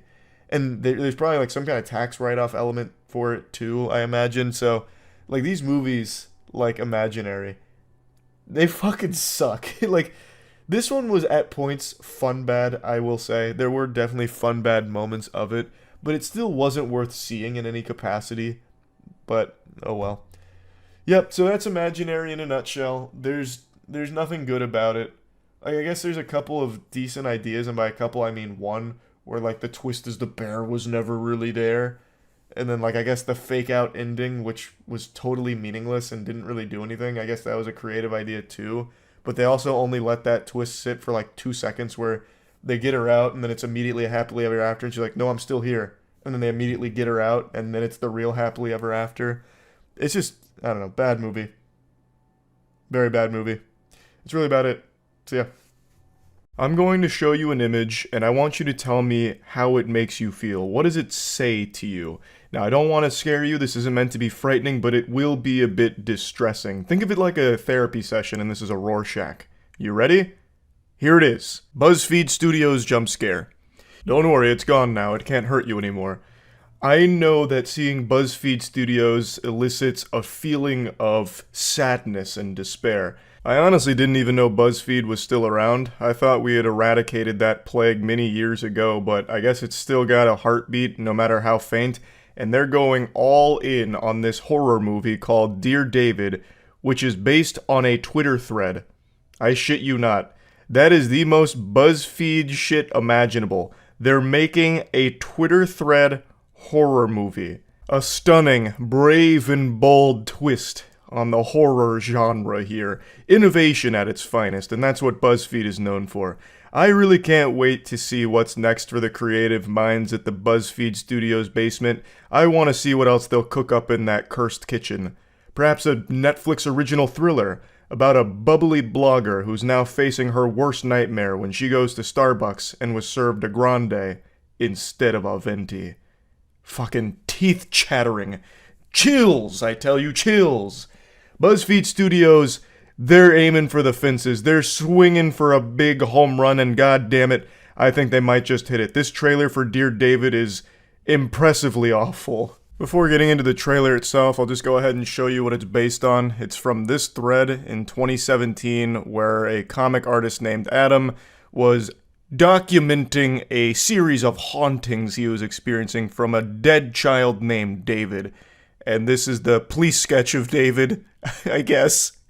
It looks like something out of Ed, Nettie, but this was meant to be taken seriously. He tried to play it off as a very real thing, even though it's very clearly just a load of baloney, just some fish paste to have a bit of fun. But there were tons of people that were really, encapsulated. They were hooked. They tuned in every day for the latest update from Adam on David. You know, is David still trying to kill you? What's David up to? Is he out there playing with Hot Wheels again in the middle of the night? Oh my god, David's a menace! We gotta fucking kill David quickly! That kind of shit. They were really invested in the story. And now BuzzFeed is doing what they do best. Striking while the iron is completely cold and everyone has forgotten about it. Not the most timely execution here. This is 6 fucking years too late. The whole world doesn't remember this thing, and now BuzzFeed for some reason is trying to parade its corpse around to make money off of it. In a very pitiful attempt at that. They chose something that was only popular on Twitter 6 years ago, and only lasted for a handful of days, really. And they're like, yep, that's the one. That's our horror movie magnum opus. Dear David, let's run it. I just can't even believe it. Why even bother? You're already so late to it. If this had come out in 2018 maybe, then you might have a chance of getting a couple ticket sales. But this movie, Dear David, might legitimately sell 0 tickets. It's just incredible how out of touch BuzzFeed is. This is a film that wouldn't even be seen by family and friends because it looks so awful and uninteresting on a concept that no one cares about from a fucking Twitter thread. And it's integral to the film itself, too. Twitter plays a large role in the trailer. That is so embarrassing. No one wants to go watch that. If you went to the BuzzFeed office right now, I'm very curious what you would find. Maybe it looked like a dungeon where there's only one light on. It's like a single light bulb dangling from a string, and maybe 3 people on a computer still writing quizzes. What Harry Potter character are you? What does your favorite sex position say about your favorite Disney princess? I don't know who's there and who came up with this. Not even AI would generate something this out of touch. It blows my mind. But anyway, let's talk about the trailer now. I can't show you the trailer because I don't want to get DMCA'd by BuzzFeed or anything. So I'll just show you some screenshots of it and tell you what's going on. So, they immediately get into the cringe because everything with BuzzFeed is this imminent natural disaster of cringe, like a fucking tornado barreling towards you and you can't escape the embarrassment. So it opens up with the main character posting his comic on Twitter and getting roasted for it, saying it's bad, yikes, your comics are shitty now that you work for BuzzFeed. A literal self-insert with BuzzFeed here. So they're making comments like, you work for BuzzFeed, now your art's lame. And then one of his coworkers is like, it's the worst thing to do to engage with trolls online. And he's still engaging with trolls, and then he commits the ultimate sin. He summons the demon, David, by telling someone to die in a fire, DIAF. After sending that message, he then says this verbatim. Sometimes you've got to troll the trolls. So clearly this dialogue is written by actual 66-year-old men here, because Jesus Christ. So then, after saying die in a fire, this mysterious Twitter account pops up saying, "Why are you so mean?" And if you look at the name, it's from Dear David. The shameless goofballs at BuzzFeed even had the gall to say that it's inspired by actual events. Oh, brother, it's inspired by an actual Twitter thread, not actual events. These events are about as real as the Blitzball Championship in Final Fantasy X. It's just a silly horror story that they cooked up. Nothing else. Just because it's written down in a Twitter thread doesn't mean that it's evidence that it's true. The trailer then goes into the same old, tired, generic, formulaic garbage that we've seen a million times. So here's this scary child, David, being a little goofball in the chair. He's here because I guess he didn't like the main character trolling on Twitter, I guess. He didn't like the die in a fire line, so now David's here to teach him a lesson. And of course, there's a BuzzFeed article being written about it. And honestly, this just seems like a really desperate attempt to remind people that BuzzFeed exists.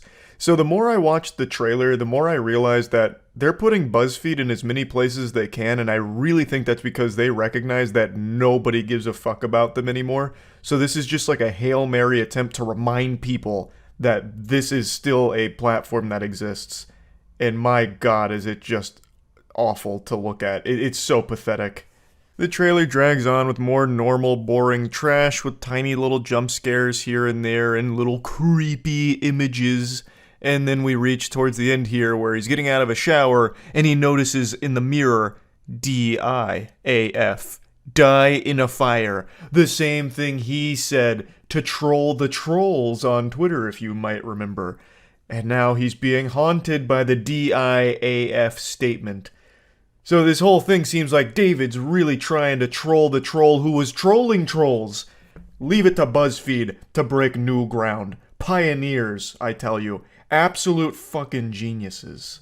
There's really nothing else to discuss with the trailer. It is literally just all the same exact horror movie trope cliche that you've seen actually a billion times by now, shoved into one desperate attempt from BuzzFeed to remind people that they're still around. So yeah, this is already shaping up to be an extremely embarrassing endeavor from BuzzFeed here. It's not something anyone asked for, ever, really, and it's also 6 years too late anyway. I just don't understand the thought process. Horror movies are always made on a very low budget, and this looks like no exception. It looks like it's a very low budget movie, so most of the time horror movies actually turn a very sizable profit because, like Blumhouse, for example, will make a horror movie for like $2 million, and then if it only does like a $8 million box office run, it still did pretty well. Like, that's still a financial success overall. That's why Blumhouse keeps churning out like pretty low effort horror movies pretty often, because they're cheap. And it doesn't have to perform extraordinary in the box office, and sometimes it does. It goes well above what it should have. It punched above its weight class, like, for example, Paranormal Activity. Very low budget and made 9 figures. So there's always so much room for horror movies to be a financial success because they're so cheap. But in this case, I don't see that happening, because who the fuck wants to watch this? I love fun, bad horror movies, but this does not look like a fun, bad horror movie. Even I'm not that interested in seeing it. And that's saying something. That's a fucking statement right there. You have dreadfully missed if you're making a bad horror film that even I'm bored by. So I might still see it out of pity. I don't know yet, but it just, I just don't understand what their thought process was here. It looks like shit. It really does. I don't think it's going to save the company. I think it's only going to continue to push the company's head even deeper into the toilet, but I guess we'll see. That's about it. See ya. I know it's late, but I just need to whine and complain and rant about a movie I just saw really quickly. You know how much I love bad movies that are so bad that they're good. I think it's the most fun you can have, is getting together with friends and watching absolutely atrocious movies or shows that you can laugh at and make fun of together. And there was a new banger, or so I thought, that was coming out called Pope's Exorcist. This is Russell Crowe as what I thought would be like a John Wick of exorcists, going out there and just slapping demons around, like actually kung fuing them and like overpowering them, fist fighting. Like, that's the impression I got from the trailer. I thought it was going to be like absolutely wild and nutty. And I just came back from the theater after seeing it, and my god, there's just a lot that I need to talk about in terms of disappointment and bewilderment that this movie even got made in the first place. So I'm going to treat this like a little confessional here and own up to some sins. Seeing this was a sin. And I understand the Lord forgives all sins, but I feel like after he takes a peek at the Rotten Tomatoes 83% audience score, he's going to flood the earth again out of pure embarrassment for even making our species. This movie is so far from an 83%, it's laughable. It is not good by any means. I don't know why the audience score is so high. Like, it is guilty of more sins than any of the demons in the film. Well, even though there's only one main demon. It is the most generic horror schlock of all time. But its biggest crime is being boring. It borrows every single generic horror plot point, every generic horror movie cliche of, like, you know, sitting up from the bed like the Undertaker because the child's possessed and he has, like, a deep demony voice. Every single, like, horror movie trope is just ham-fisted into this. All of it dumped into this witch's cauldron and brewed into a disgusting stew. Like, it is not even done in a fun way. There's nothing creative or enjoyable about it. It's boring mostly, though there are some fun moments, like fun bad moments that I'll talk about. But overall, I am just blown away by how uninteresting the film was after seeing the trailer. The trailer got me hype. I knew this wasn't going to be a good movie. I don't feel like anyone with a working pair of eyes would watch the trailer for The Pope's Exorcist and be like, wow, that might be pretty damn good. Like, that was never a thought that crossed anyone's mind, I doubt. But I as well as many others, I imagine, were under the impression like, wow, this will be, like, entertainingly silly. But it really wasn't. It didn't even try to be scary, first of all. Like, that was the wildest thing to me. It really didn't even try to be a horror movie. Its scares mainly consisted of the standard lift people up using, you know, Jedi force powers and throw them around a room, or knock over a couple of crosses. Well, and I guess there is, of course, the cliche of, like, bone snapping, walking on all fours. But past that, it doesn't even really try to build tension. There's not even jump scares, which is like the easiest slam dunk for horror films where they could just throw in a bunch of jump scares and people are like, oh my god, it was horrifying. But it didn't even bother with that. It just does nothing. It's just so bland. It's just an empty calorie of a film. I did something I very rarely do. I took notes during this film because I was so dumbfounded by what I was watching. So I'm just going to go over it start to finish. There will be spoilers. There's a lot I want to talk about. So Russell Crowe hops back in the saddle here, dusting off the acting chops to tackle the lead role of a powerful exorcist named Gabriele Amorth. And the film opens with him performing an exorcist on a guy who's struggling with the devil coming over him. So he's bouncing around the bed all crazy like a toddler going through a sugar rush. And Gabriele is asking him questions like a little interrogation. You know, what's my name? What do you want? Who are you? You're Satan, aren't you? You're Satan. And then he's like, yeah, I'm Satan. I'll possess anyone. I know everything. And then Gabriele's master plan is he brings in a pig and he's like, I don't believe you. You're not Satan. If you were Satan, you could possess this pig. And he's like, yeah, I could possess that pig. I could fucking possess him. Watch me possess that pig. And Gabriele's like, do it. Possess that pig. So then he does, and then the guy is back to normal. And then once the Satan is inside the pig, they just blast the pig's head off with a shotgun. Which honestly set the bar pretty high immediately, because I was like, okay, that was fun, silly, bad. He just literally did, like, fucking middle school reverse psychology on Satan. What a fucking buffoon to fall for that one. The oldest trick in the book. It's then explained a few scenes later that this wasn't a real possession, this was mental illness, and Gabriele was just doing a bit of theater. But he really did just execute that pig right in front of that guy in order to convince him that the demon was no longer there.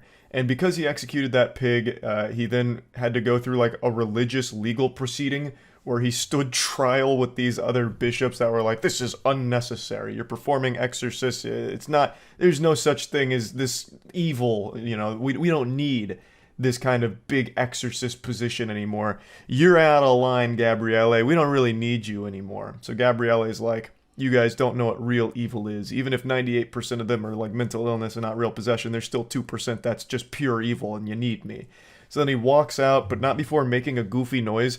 So as he turns his back to him, and it turns out Gabriele was also like a lawyer at one point or something, I believe he mentioned. So this was actually like a Saul Goodman moment where he was just like defending himself in religious court.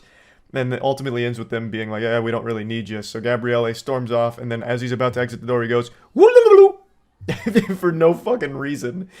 Because it was something he did earlier to a group of like nuns that walked by him. I guess that was like a catchphrase they tried, or like a calling card they tried to use for the very beginning of the film and then forgot about it because he never does it again after these two scenes. But there was a group of nuns that walked by him and he goes,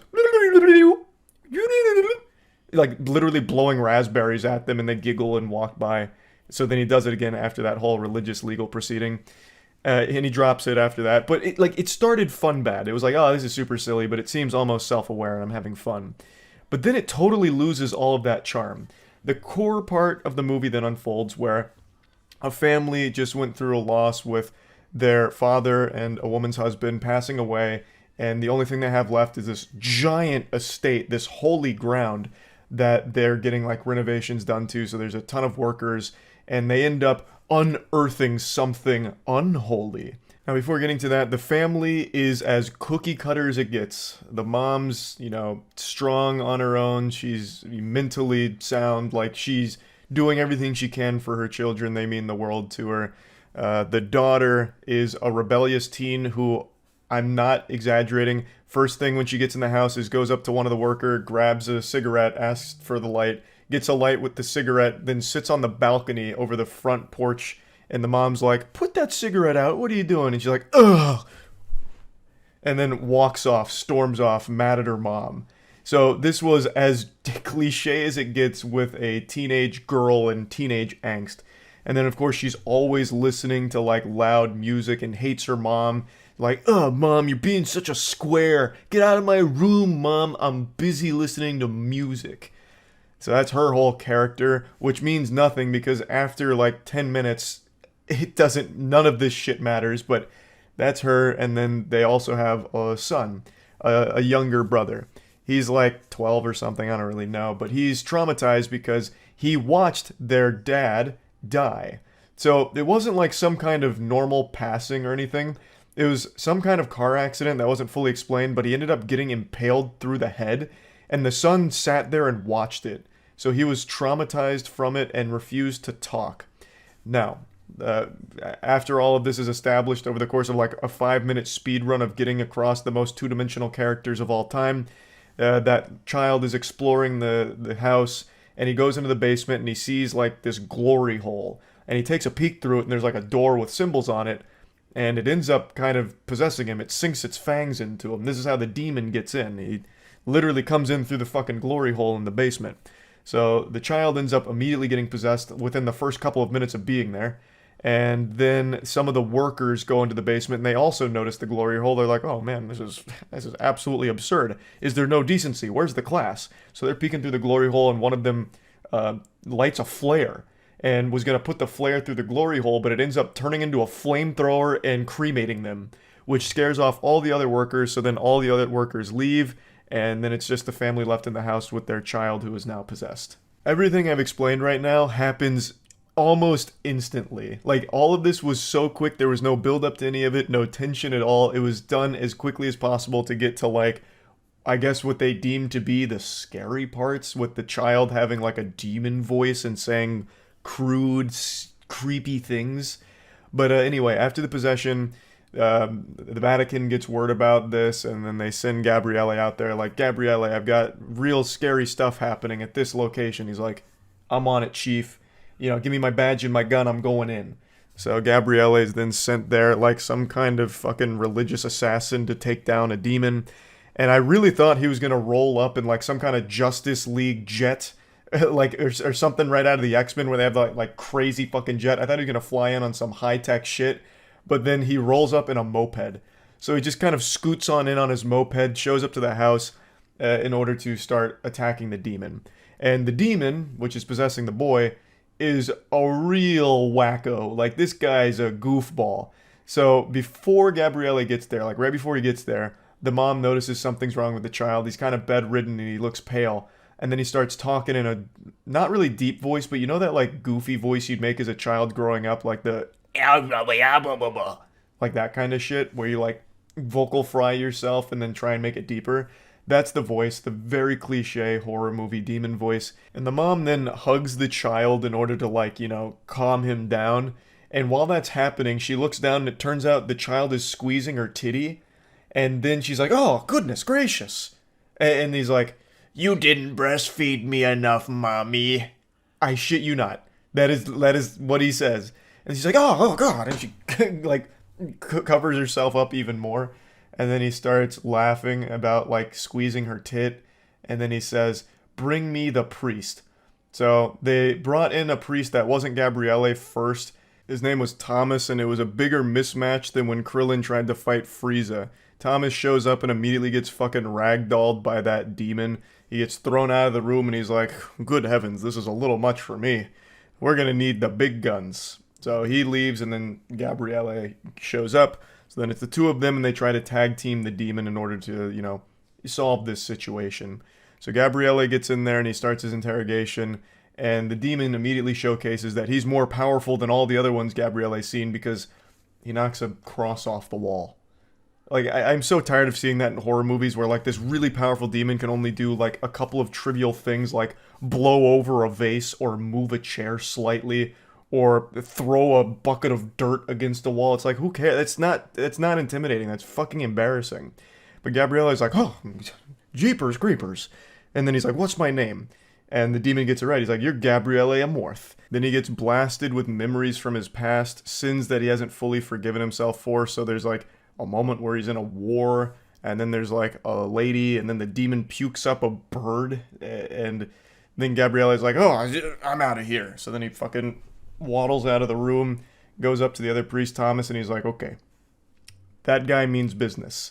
So then he instructs Thomas to confess his sins to him so they can't be used against him when they go, talk to the demon again.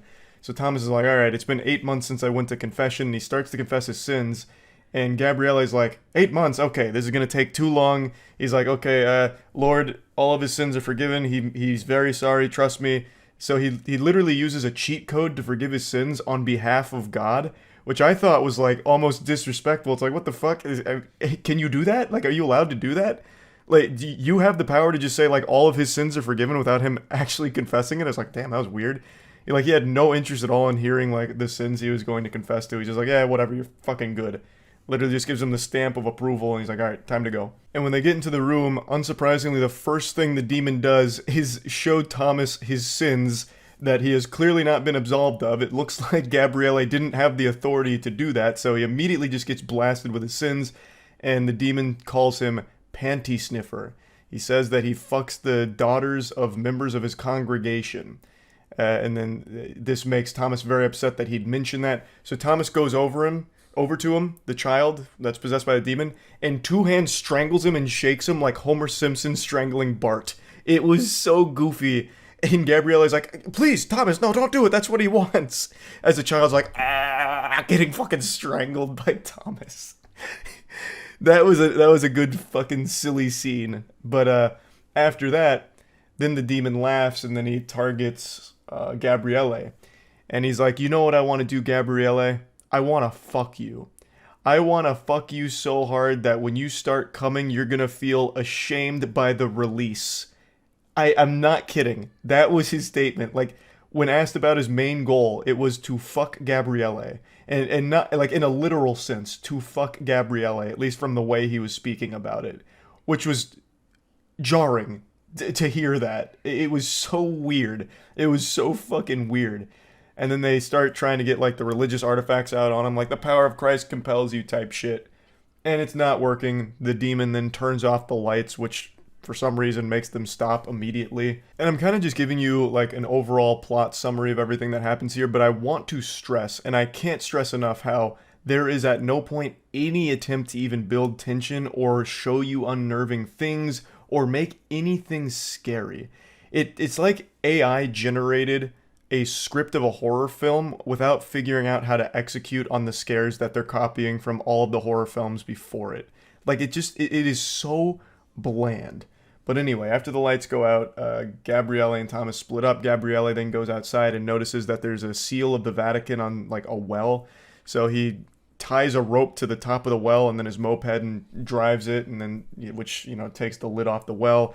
Thomas is still inside, posted up, making sure like the demon child's not up to any silly stuff, any fishy business. But then things start popping off. The mom has like a giant arm come over her while she's sleeping, and I don't even know how she's able to even like fucking find the time to go to sleep with the demon child always yelling and screaming and like throwing things around the room. Well, that's an exaggeration. Knocking things around the room lightly. But she's like in bed trying to sleep, and then a giant hand comes over her face and drags her into the mattress slowly. And then the daughter, who's in her rebellious stage, is trapped in a closet with like a bunch of like scratches going across the wood next to her. And Thomas is there, and he, approaches the demon about it, like, "Stop it, demon." And then the demon bites his ear, like full-blown Mike Tyson bites a piece of his ear, and Thomas is like, "Oh my, you didn't just do that." Like, he didn't yell or scream or anything. He gets his ear bitten off, and he just looks more like inconvenienced than anything. He's like, "Ugh, there goes a piece of my ear, zoinks, god damn it." And then he just like walks back out. So Gabriele then realizes that there's a lot more at play here than they originally thought. There's a bigger mystery afoot now that he's opened this well, and he sees a bunch of like skeletons, and then he drops a piece of fire paper in there to see how deep the well goes, which of course causes it to erupt like a goddamn volcano again, just like what happened with the glory hole. And then Gabriele rushes back in, sees all the chaos. He pulls the mom out from the bed, and then he opens the closet door where the daughter was getting attacked by little scratches, and he's like, "This is not a good place to do that, so please stop. Cease that foolishness." And the demon stops, and then the girl leaves the closet. And then we have the most generic plot device when it comes to horror films ever. Gabriele reveals that all they need to do in order to save the day is learn the demon's name. This is something that has been used in every fucking horror movie that deals with demons or possession since the beginning of fucking time. It is so lazy and boring, but that's the major plot point. It's them then needing to find out what the demon's name is. So they start exploring. They also confront the demon again, who reveals what his real plot was: to possess Gabriele. He didn't want to just possess the family, he wanted Gabriele. So they're exploring the premises. They eventually find that glory hole, and they bust it open. They go inside the area. Turns out it's a catacombs where there's a bunch of these skeletons all over the place.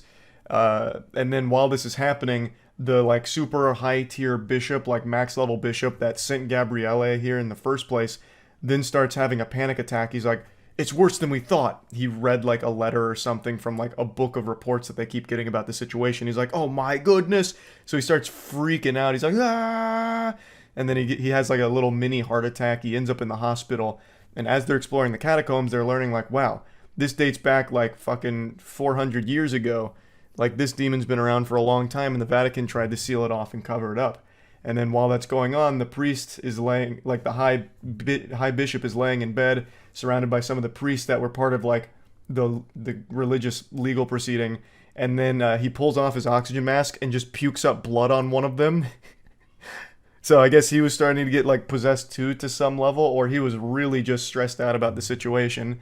But they eventually find this almost ritualistic chamber. I can't remember exactly what it was for, but it has like a torture device in there. It also then has like what was a very strong priest back in the day on like a throne, and they read his diary, and in that diary they learn the demon's name. It's Asmodeus, and he can possess a lot of different people. He's like a fucking puppet master.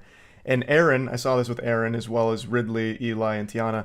Aaron made a great point. If the whole thing is you only need the demon's name in order to win, that super strong priest must have been really lacking. Like, he must have been fucking, overdosing on Xanax or something and really dropped the ball, because he literally had Asmodeus' name not only written down in the diary or written down in the book, but had a full fucking picture, hand-drawn painting with like a stylized Asmodeus name under there. So like the name was readily available, and was still unsuccessful in the exorcism and saving the day. So that guy must have fucking sucked. He must have been terrible at his job.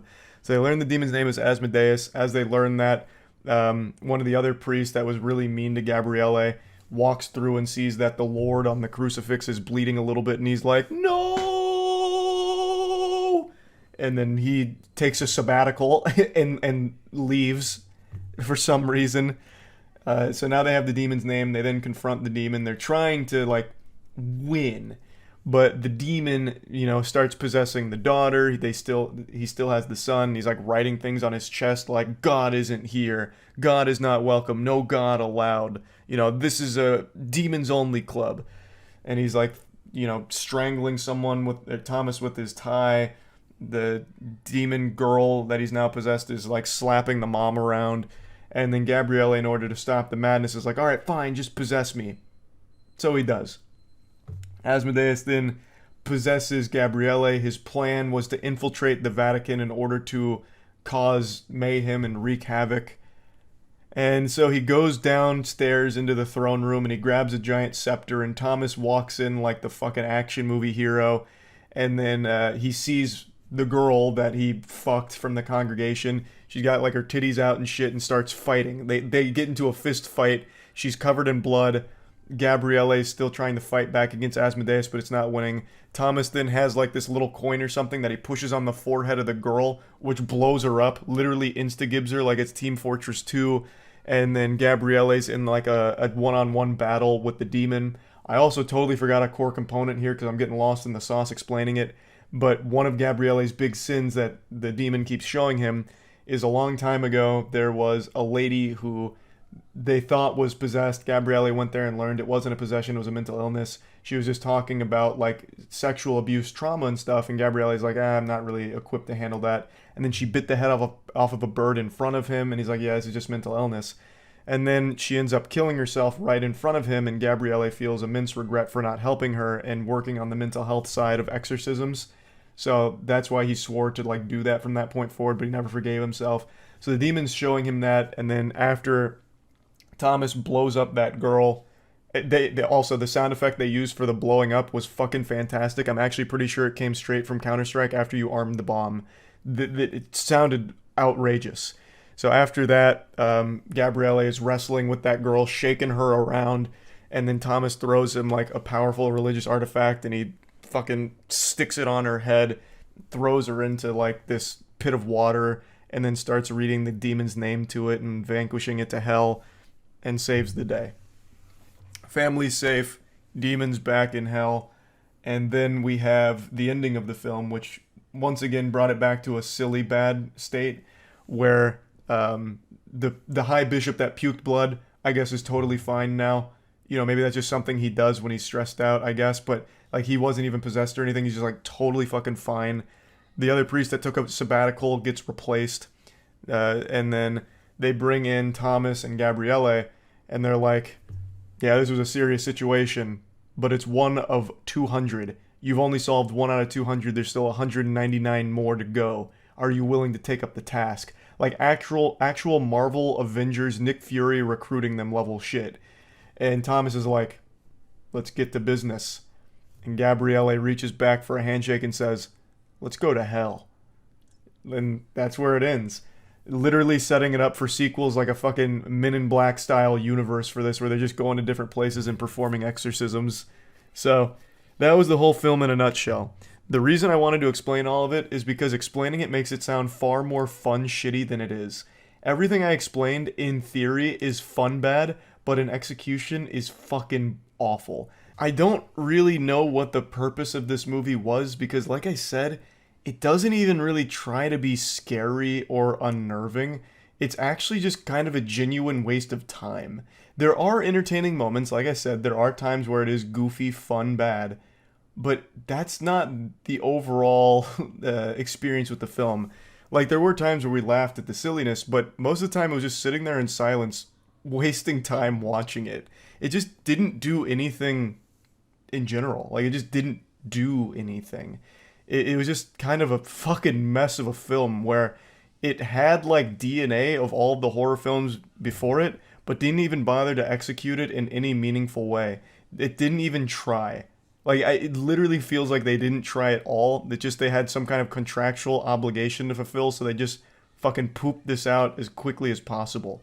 It really seemed like it was very rushed. But yeah, I wanted to talk about it because I was very excited to see this movie. I've talked about it on stream a few times about how, like, I'm really confident that this will be a fun bad movie, and I was just wrong. It really wasn't fun bad at all. So yeah, I just kind of want to talk about it a little bit and rant. That's about it. So yeah. If there was a global leaderboard for horror movies watched, I imagine I would be in the top 50. And I say that sincerely. I think I have seen more horror movies than most people have seen movies in their entire lifetime. It's a genre that I am so passionate about because it's almost exclusively awful films. And by now, all of you know that I love bad movies. So bad they're good. I find them to be highly entertaining to just watch something that is objectively trash but in an entertaining way. So that means that I am constantly consuming horror films. Because bad movies and horror go together like cereal and milk.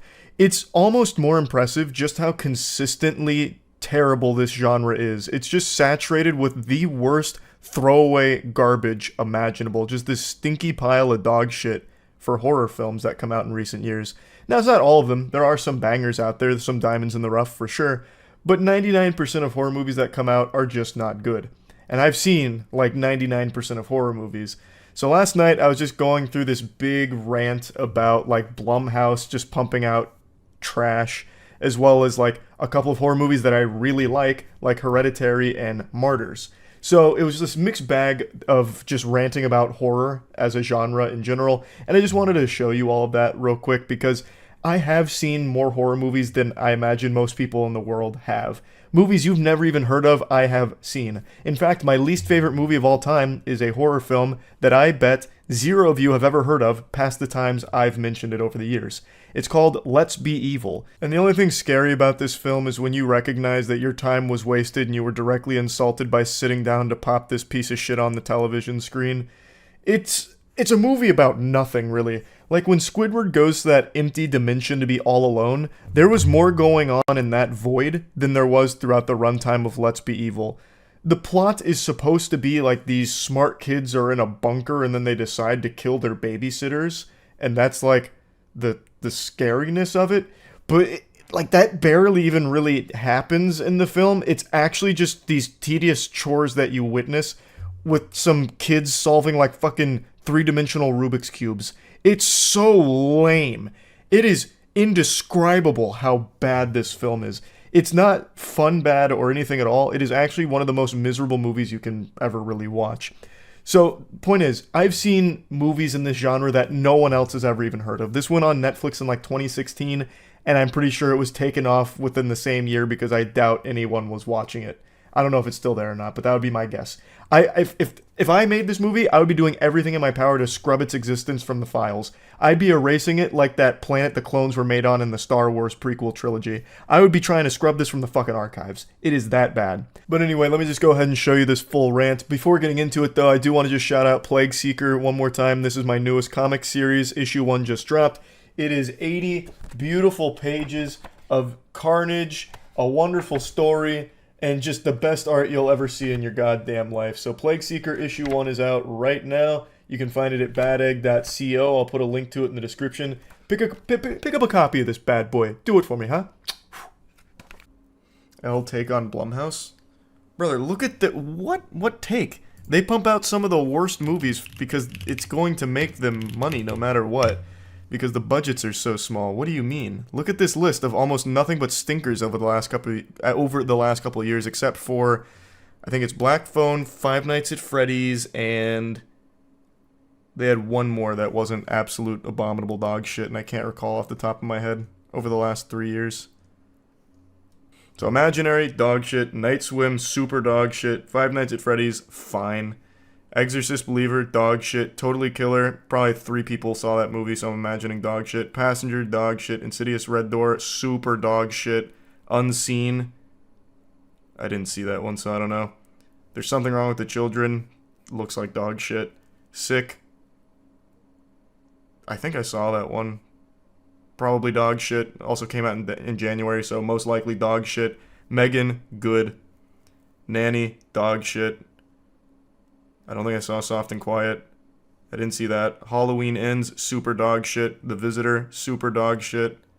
And every single one of these movies has such a low budget that no matter how bad it is, it's going to make its money back. Well, actually, Imaginary has a higher budget than almost all of their films combined.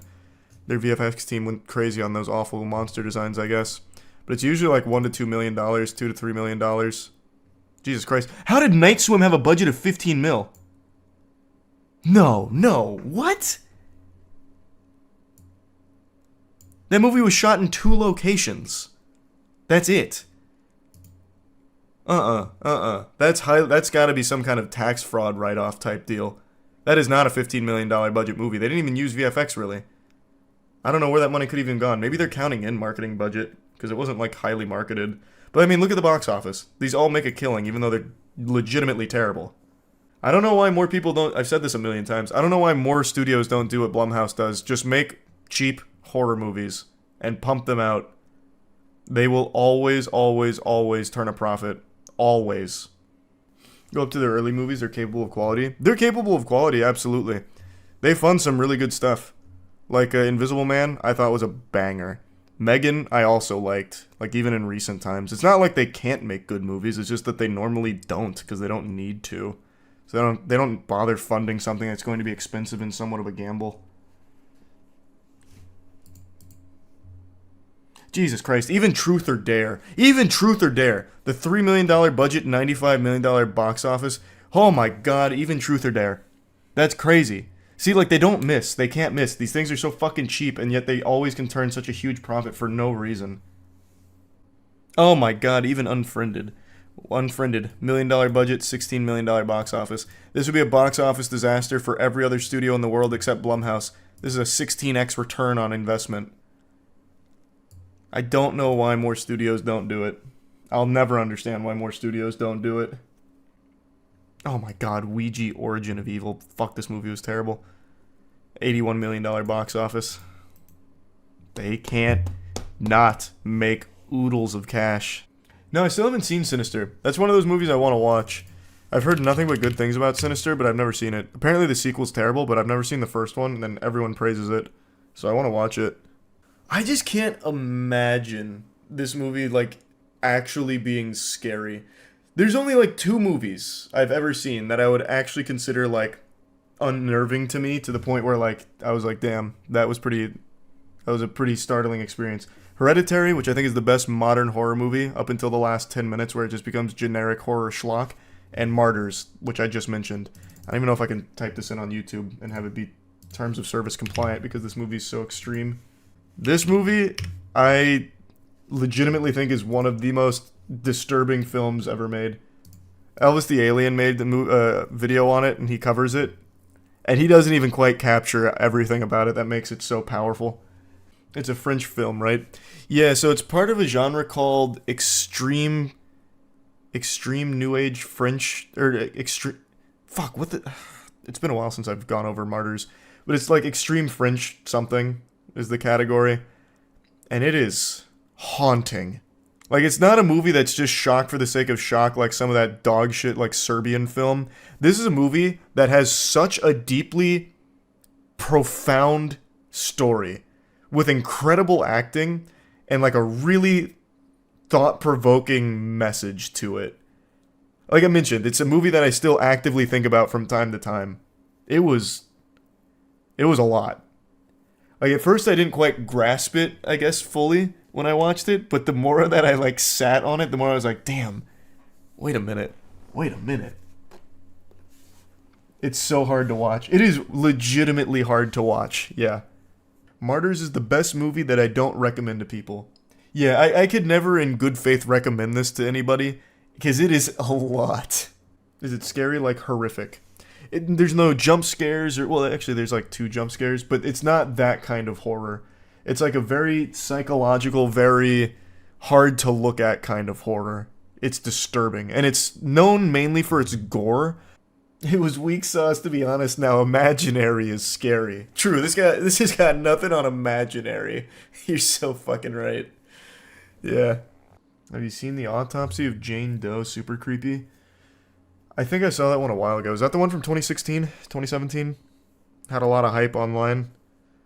Because there was one of those, like, Autopsy of Jane Doe, The Possessing of Lily Manchester, The Possession of Grim Cheeseburger. Like, I've seen all of those, and they sucked ass. So if it was during that wave, then yeah, I probably saw it and didn't like it.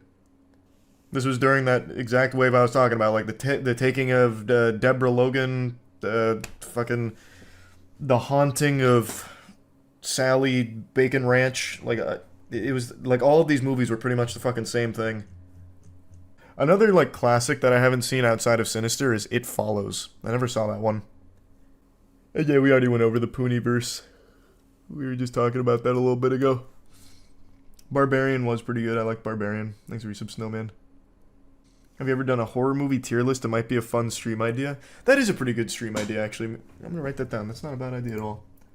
It'd be kind of nice, because I saw every single horror movie that ever hit streaming services from I think it was like from 2015 to 2017. So like anything that was released during that period, I saw every single horror movie.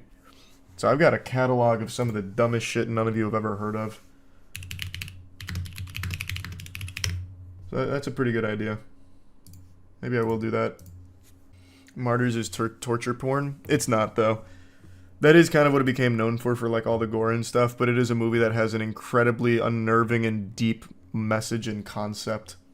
It's so much more than that. If it was just torture porn, it'd just be another throwaway piece of shit schlock film, but it's not. Teeth. Teeth was another one of those movies that had such a mystique built up around it. I remember it was during the 360 era when people were still watching like movies and shit from the Xbox dashboard. So you'd see, well, at least I'd see a couple of my friends watching Teeth, and then they'd hype it up like, man, that was so fucking disturbing. That shit was crazy. You're not ready for Teeth. You can't handle it. And then like I never bothered watching it, but then a couple years later I was like, oh, I remember Teeth. People used to watch that on Xbox dashboard and said it was like crazy. I'll have to check it out. And it was so fucking silly. Like it seemed like it was self-aware in its silliness.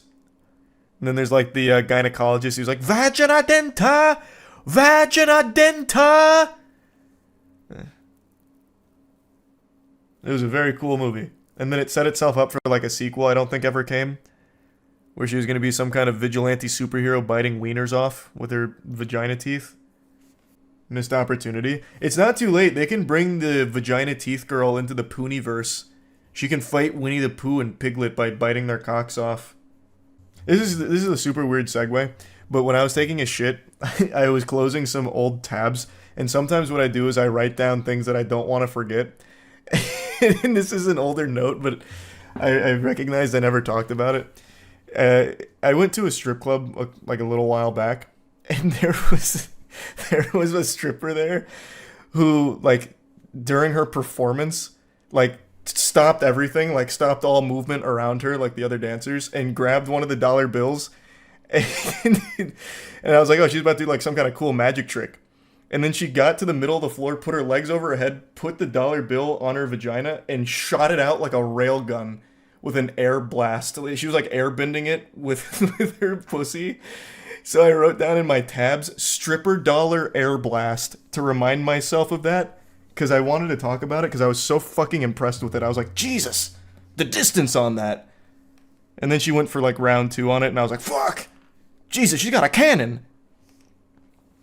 And Vagina Denta just reminded me of it. Did you tip her? Yeah, Caleb and I were just fucking like throwing ones at her. Do it again! Do it again! That's my favorite trick! Whoa! How far did it go? Through the ceiling. I thought she was gonna fucking blast a hole through it. Like, you know how... You remember like in Tom and Jerry when they're spitting watermelon seeds like a minigun? That's what she was doing with dollar bills in her pussy. Well, with a dollar bill, I guess. It wasn't multiple.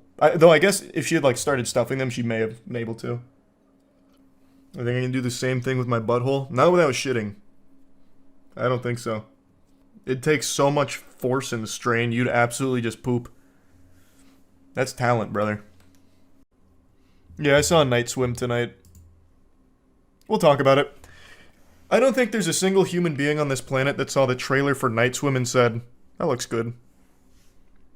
I think everyone knew it was going to be bad. So I got excited. It seemed like it could be fun bad. Aaron and I went and saw it tonight. It was fun bad to an extent. So if you don't know what Night Swim is, it's a haunted pool. Family moves into a house, their pool is haunted. They got a demon in the pool. And it's... Conceptually, I don't think you could come up with something more boring. That is such a lame idea for a horror movie. Just, ooh, spooky pool. I'd have to really struggle, like really try to think of a dumber concept for a horror film. Like, a single haunted light bulb. Like, over the staircase, one of the lights flickers because there's a demon.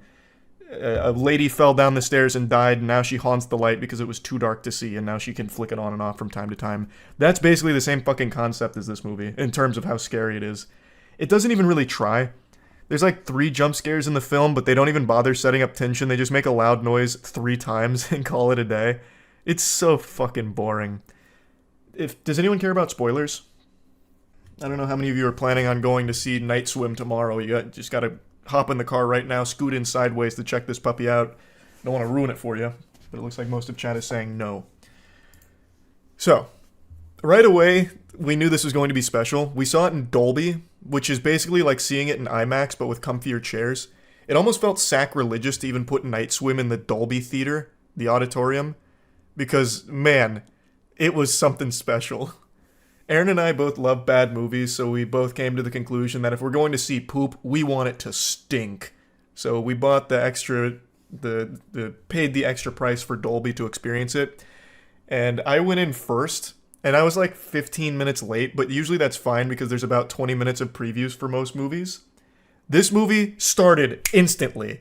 They wanted to get you right into the action immediately. And Aaron was getting a drink because he thought he had time. And on his way in, he told me that a group of teenagers laughed at him on the way in to see Night Swim. And that really set the tone for the rest of the movie, honestly. It was embarrassing. It was shameful sitting there in Dolby watching Night Swim. So the story is, the dad was a former baseball star. Well, I don't even know if star is really the right word. He was a baseball player, major league player.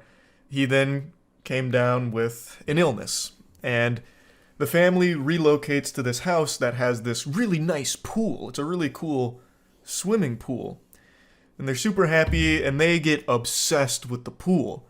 But the pool's got a secret.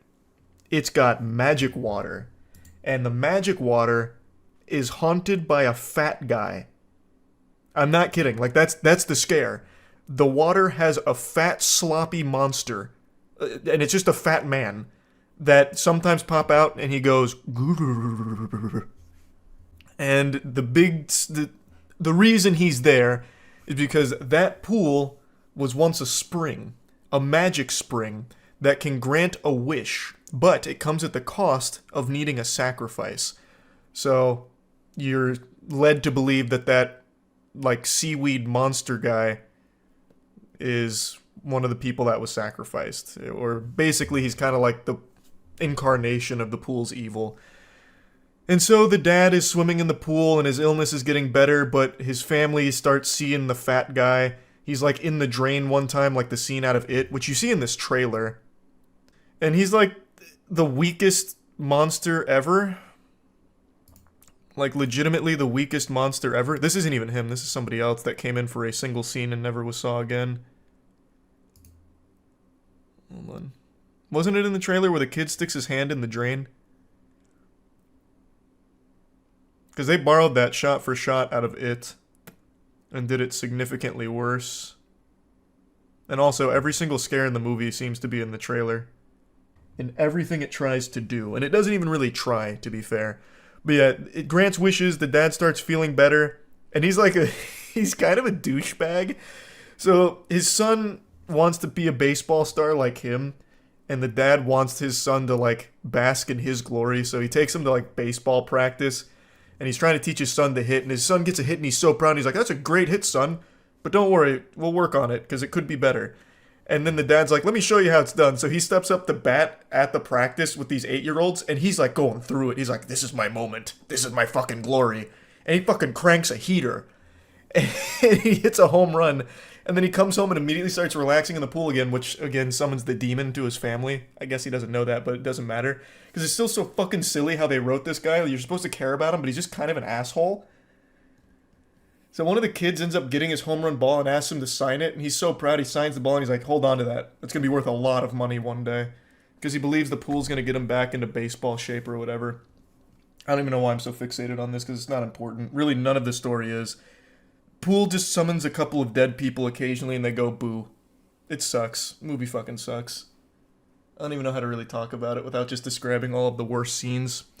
It also has that standard horror cliche where it can possess people by getting into their mouth. So one scene, the dad gets the pool in him, and then he gets possessed. So then he starts doing scary voice and like slapping his daughter. And then the daughter hits him with a baseball bat. And then it's just so dumb. I'm not gonna spoil the ending, I guess, but it's fucking terrible. Thanks for membership, Josiah. It's so boring too. Like, I'm making it sound much more entertaining than it is, because most of the film is just spent with them just idly swimming in the pool, or his dad reliving the glory days of being a baseball player. Spoil the ending, bro? Okay. After she hits him with the okay, I have to set up the scene. The dad's getting better. He's getting magically healed because the pool is actively drowning his son. The dad's possessed, so the pool is inside of him, the pool demon. And he's slapping his daughter around, trying to buy time so his son can drown. His wife is in the pool swimming to save her son. And it turns out her dad was a Navy SEAL and taught her how to be a Navy SEAL super swimmer, so she's swimming to the depths of hell, because inside the pool it goes to an alternate ocean dimension, so she's swimming to like the bottom of the abyss. Meanwhile, there's all these spirits of people that were sacrificed in the past for other people's wishes that kind of like yell at her, but they don't do anything to stop her. So she gets her son, brings him to the surface, and he's been down there for like 10 minutes by this point, but brings him to the surface and gives him CPR and revives him. And the dad comes out there after slapping his daughter a couple times, and then the daughter hits him with a baseball bat, and it makes him puke up the goo, this pool goo. And then immediately he delivers one of the worst lines I've heard in horror movies in quite some time. This had Aaron and I cackling. After doing his horror movie voice where he's talking about how Elliot, the son, has to die, and he gets hit by the baseball bat, then he just goes into like wimpy man mode, and he starts whining, and he goes, "Elliot, you okay?" Like, that's his last line pretty much too. And then he's like, "I know what I have to do. In order to save Elliot, I have to go back in the pool and die." So he just swims out into the pool and disappears. And then it rolls credits. It's so stupid. His line wasn't, "Elliot, are you okay?" He says, "Is Elliot okay?" But in like a really wimpy, whiny voice. You know, it almost sounds like he's blaming his wife for it. Like, what is going on here? What's happening? What are you doing to Elliot? I knew I couldn't trust him around you. But like really whiny. Just drain the fucking pool. You see, they thought of that though, because if they drain the pool has like a will of its own, so it doesn't stay drained, basically. It would fill itself back up with the original spring water. The mom visits the previous owner who sacrificed her daughter so her son could feel better, and she explains that the pool's water needs to kill, and then it'll sleep. So the only way to make it sleep was by the dad swimming out there and dying. Just sell the house. They can't leave because the pool won't let them leave. The pool gets into the dad's body, and then when they try and leave, he goes... He starts coughing and choking. So it would have killed him had they left. I made it sound far more enjoyable and action-packed than it is. Again, most of the film is just spent with them idly swimming in the pool and putting together the worst mystery ever. There's no reason why the pool doesn't just immediately drown Elliot in the first scene, by the way, because the dad goes in the pool instantly. The dad goes in the pool, his wish is to feel better so he can be back to being a baseball player, and then pretty much right after that, Elliot is the next one who goes in the pool completely alone. It could have easily just killed Elliot right then and there, but inexplicably it decides not to. It waits until the mother figures out that the pool is evil before making its move. There's no reason for it at all. It could have done it right away. If the dad dies in the end anyway, why does it matter if he dies if they leave the house? Well, because after he pukes up the pool goo gets inside of Elliot. So then he needs to kill himself to save Elliot. So the autograph wasn't that good then.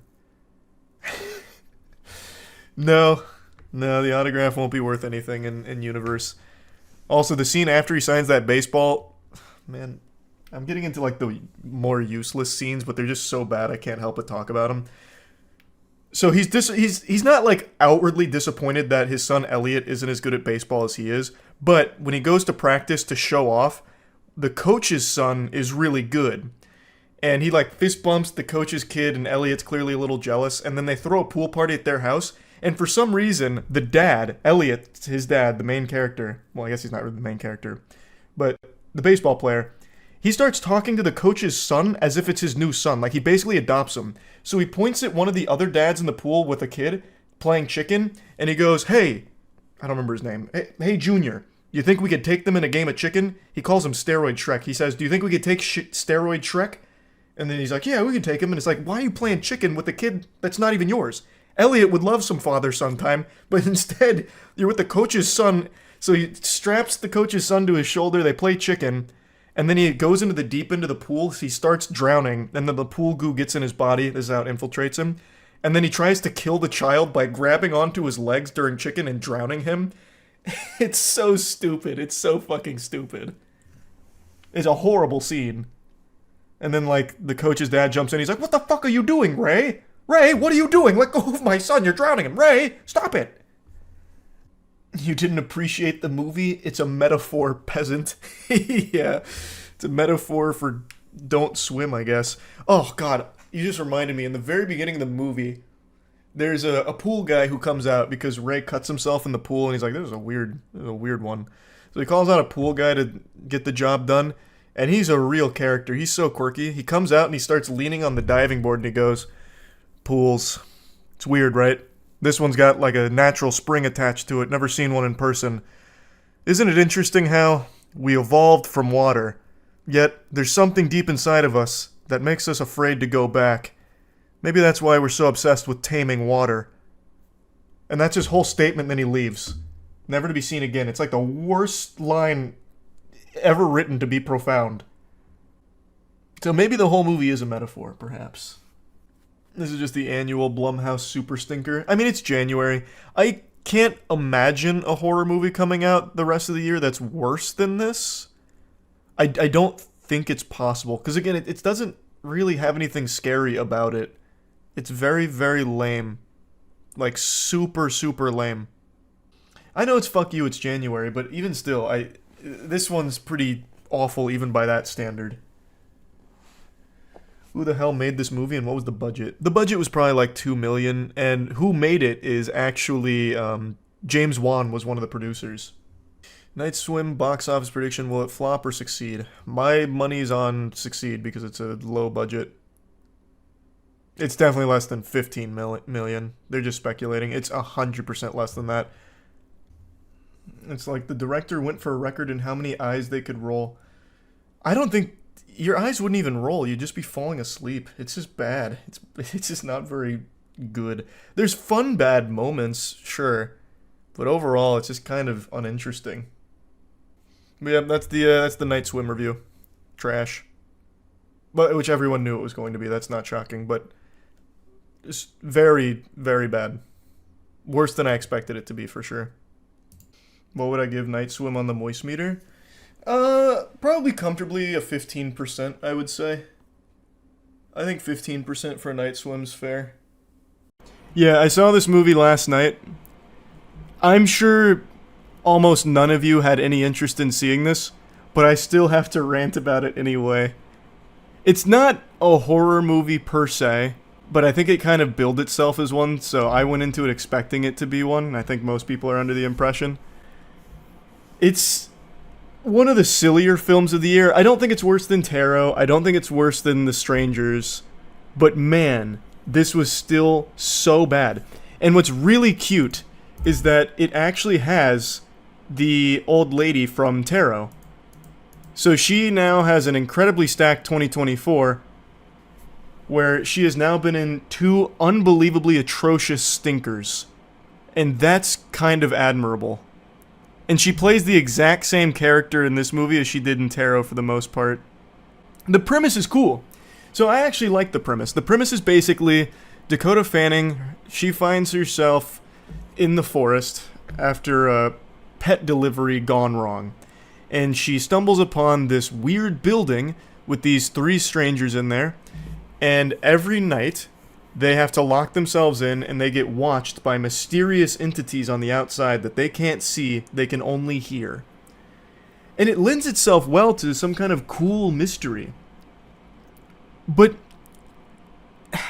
does anyone care about spoilers? I can't imagine anyone really gives a fuck. Like, is anyone gonna shake their fist at me like, how dare you? If I get into spoilers?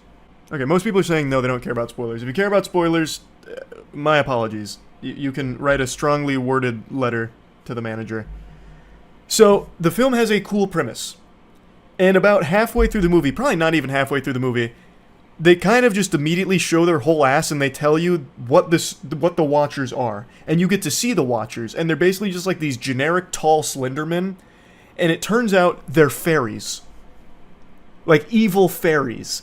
And then the movie dives into like actual Tumblr fanfic, where it's like, before the war, there was humans and fairies living in peaceful symbiosis.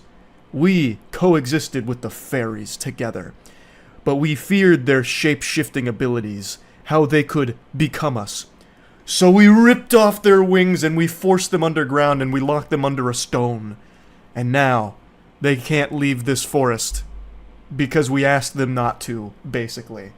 So, what they're being watched by is fairies that study them so that way they can take their shape better. It's so fucking dumb. This is not Oh, yeah. So it's not M. Night Shyamalan, it is his daughter. This is a Shyamalan family production, basically. And in classic Shyamalan fashion, it's a cool premise that they had nothing good to do with it, past the idea, like the ideation. So let me just start breaking down some scenes for you. So, shit just happens for the sake of it happening without any explanation for why this shit is happening. So it starts off okay because the premise is fun. And then, as things start to unfold, Dakota Fanning is rebellious and she's got a dark and mysterious past. And she decides to start breaking the rules that the old woman has set. One of the rules is don't go into the burrows because that's where the Watchers come out. And she goes into the burrows with the help of this guy. I forgot his name. She goes into the burrows and she sees like bicycles and like children's toys and stuff. And then all hell breaks loose because the fairies start shape-shifting. But they know this. Like, there's no explanation given, really, like a good one, for why the fairies can't leave the forest. They could just walk out of the forest. There is an explanation given for why they can't leave, the humans here, because they're lost and they can't be out at night because the fairies hunt at night and they don't like the sun. They're like fucking vampires. So they can't leave the forest. I get that. That makes sense. But the fairies, the only explanation for why they can't leave the forest is because they were forced underground thousands of years ago. But they could just walk out. Like, there's no magical force field preventing that. They could just walk the fuck out and then dig a hole. Like, they're afraid of the sun, walk out during the night, dig a hole, stay there during the day, get out of the hole, walk out in the night, dig more holes. It turns out there was a professor who built this building and who built this bunker underneath the building because he's been studying the fairies. And this was highly unnecessary to even include in there. They just wanted to make him like an evil guy. He's like, he recorded himself with this webcam. He's like, sailor's log, 2009. I started construction on the bunker. I hired locals from the town nearby for fucking 5 schmeckles an hour to build it for me. And I urged them to stay out at night so they'd get mauled and killed by the fairies. Lord, forgive me for my sin. But it's like, brother, you didn't have to do that. Like, you didn't have to just have them die. Like, that's highly inefficient, because then you have to go get more workers every single time and recycle over their dead fucking corpses. Like, you would have to walk over so many bodies for that to happen. You could have just, like, had them do the work, and then had them go home before it gets dark out, and then have them come back. Like, you didn't need that.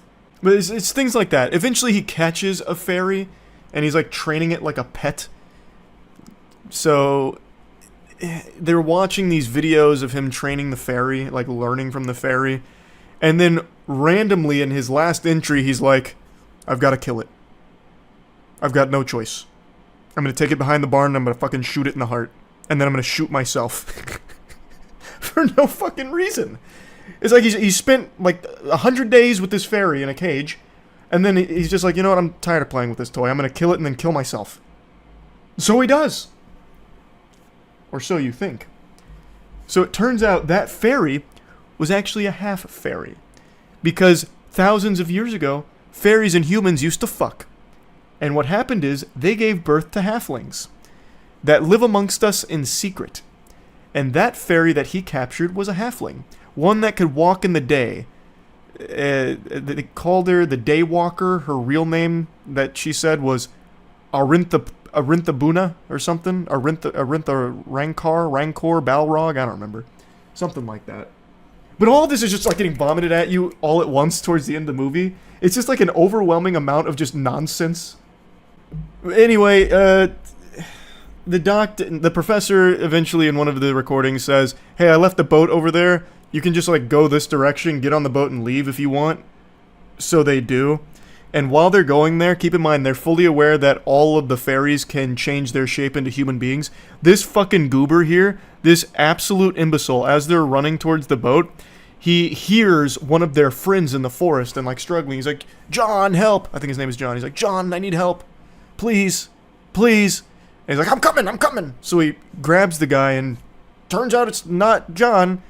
So then he dies. And they take his shape. And then they sail into the town. And then, big plot twist, the old lady was a fairy the whole time.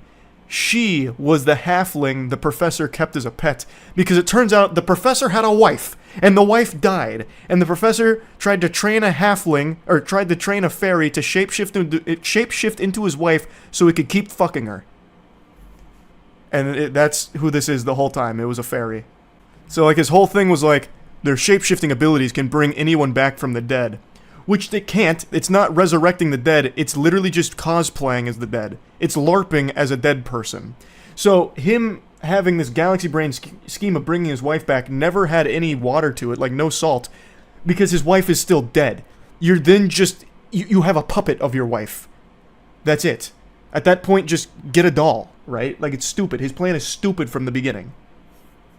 And then...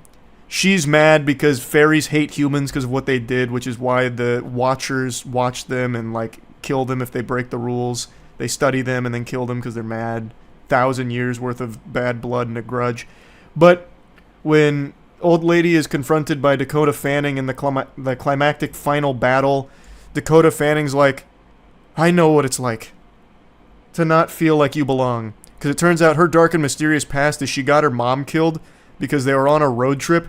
And she was like a little brat who rolled down the window, and the mom was like, "Can you roll up that window?" And then Dakota Fanning's like, "I hate you! I hate you! I hate you! I'm not rolling down the window! I'm not rolling down the window!" So the mom's like, "What are you doing? Why are you freaking out?"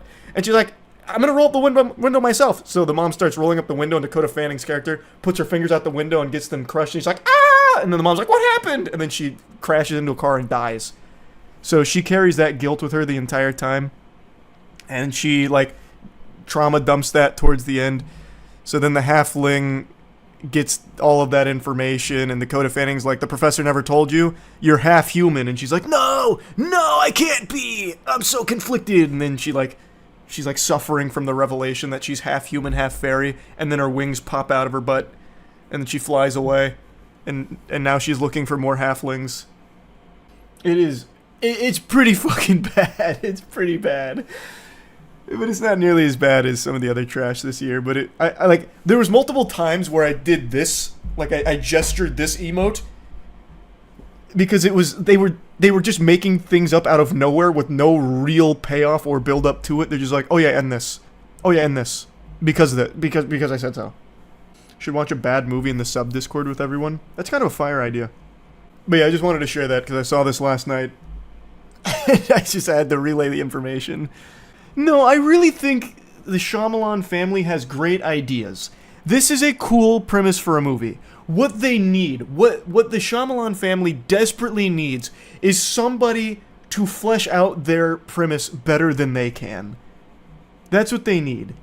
Like, this movie could have probably slapped. If you call yourself a fan of The Nun, I'll call you a liar.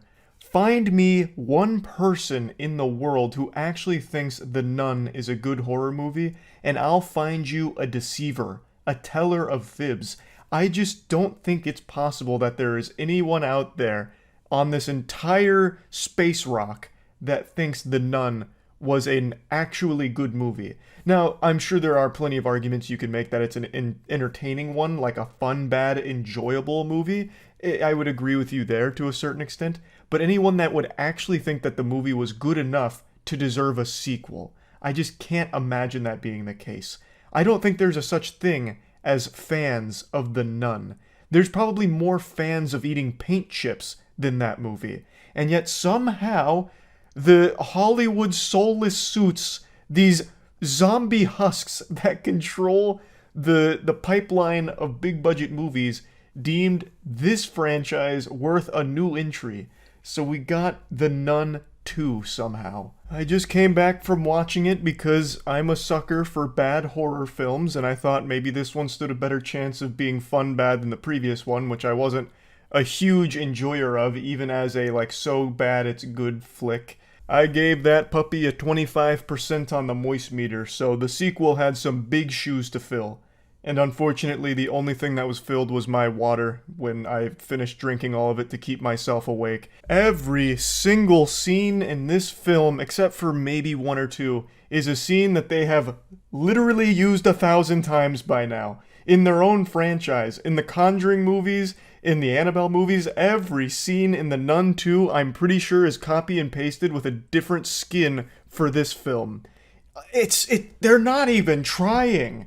There's not even an iota of effort put into this. I'll get my only compliments out of the way right now. There are two scenes that stood out to me as actually being creative.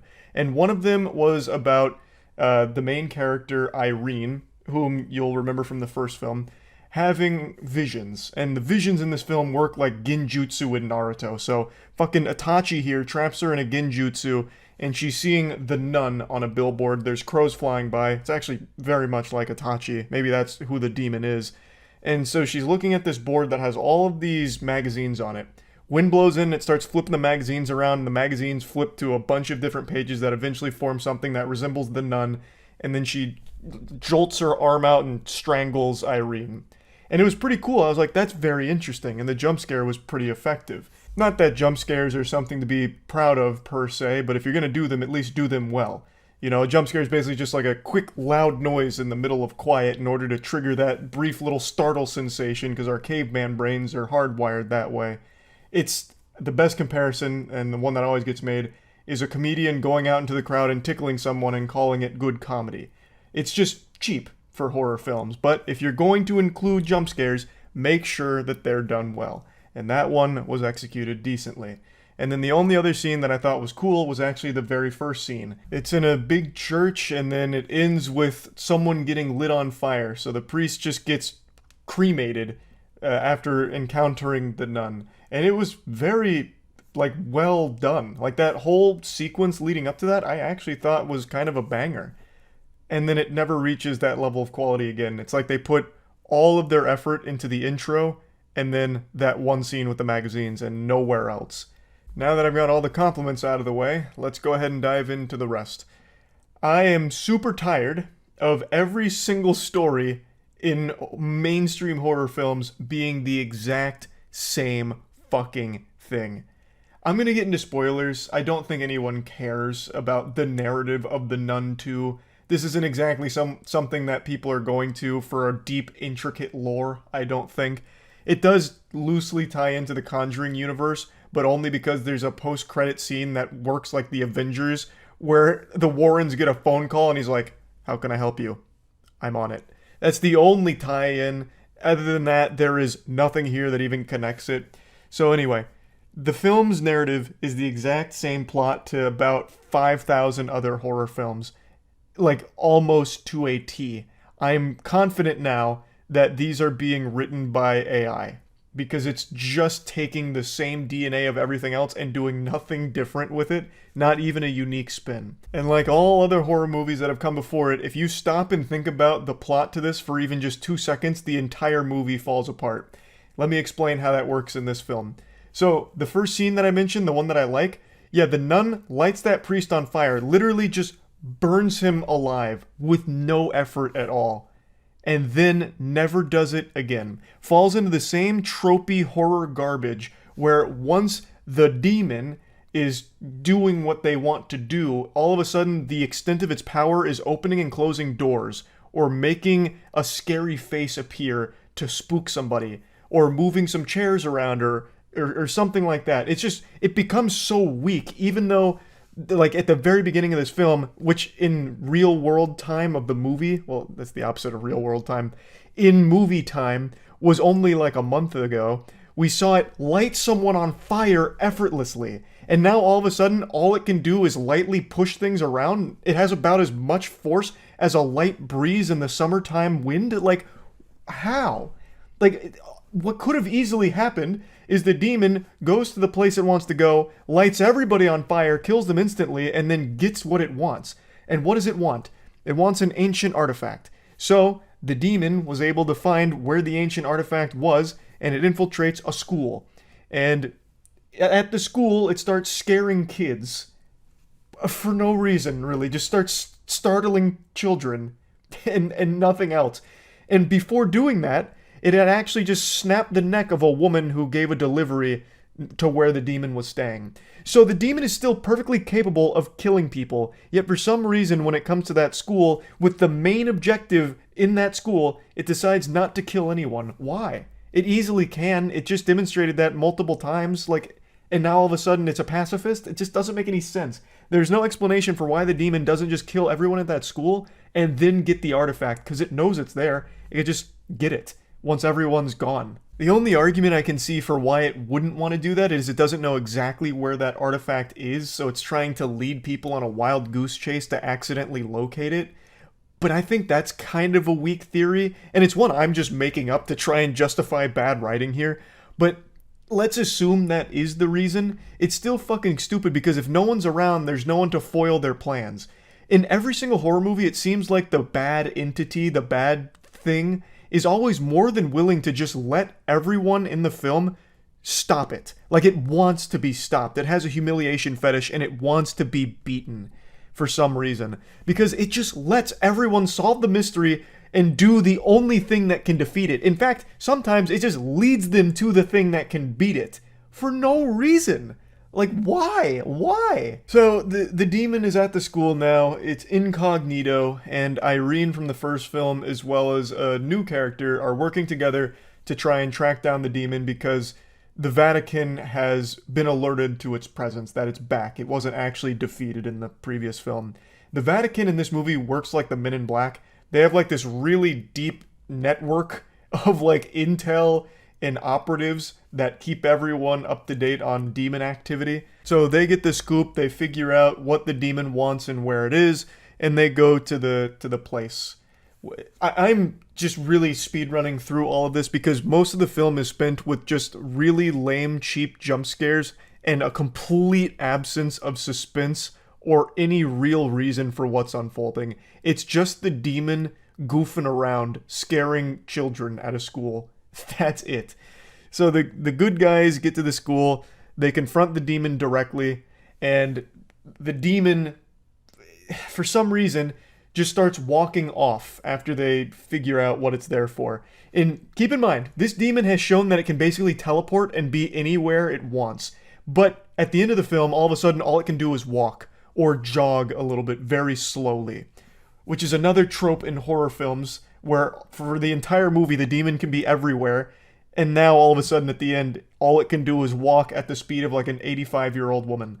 Doesn't make any sense, but that's exactly what happens here, and the good characters are trying to stop it, and the demon punches one of them, which sends her flying against some glass, and then force pushes another one and keeps walking.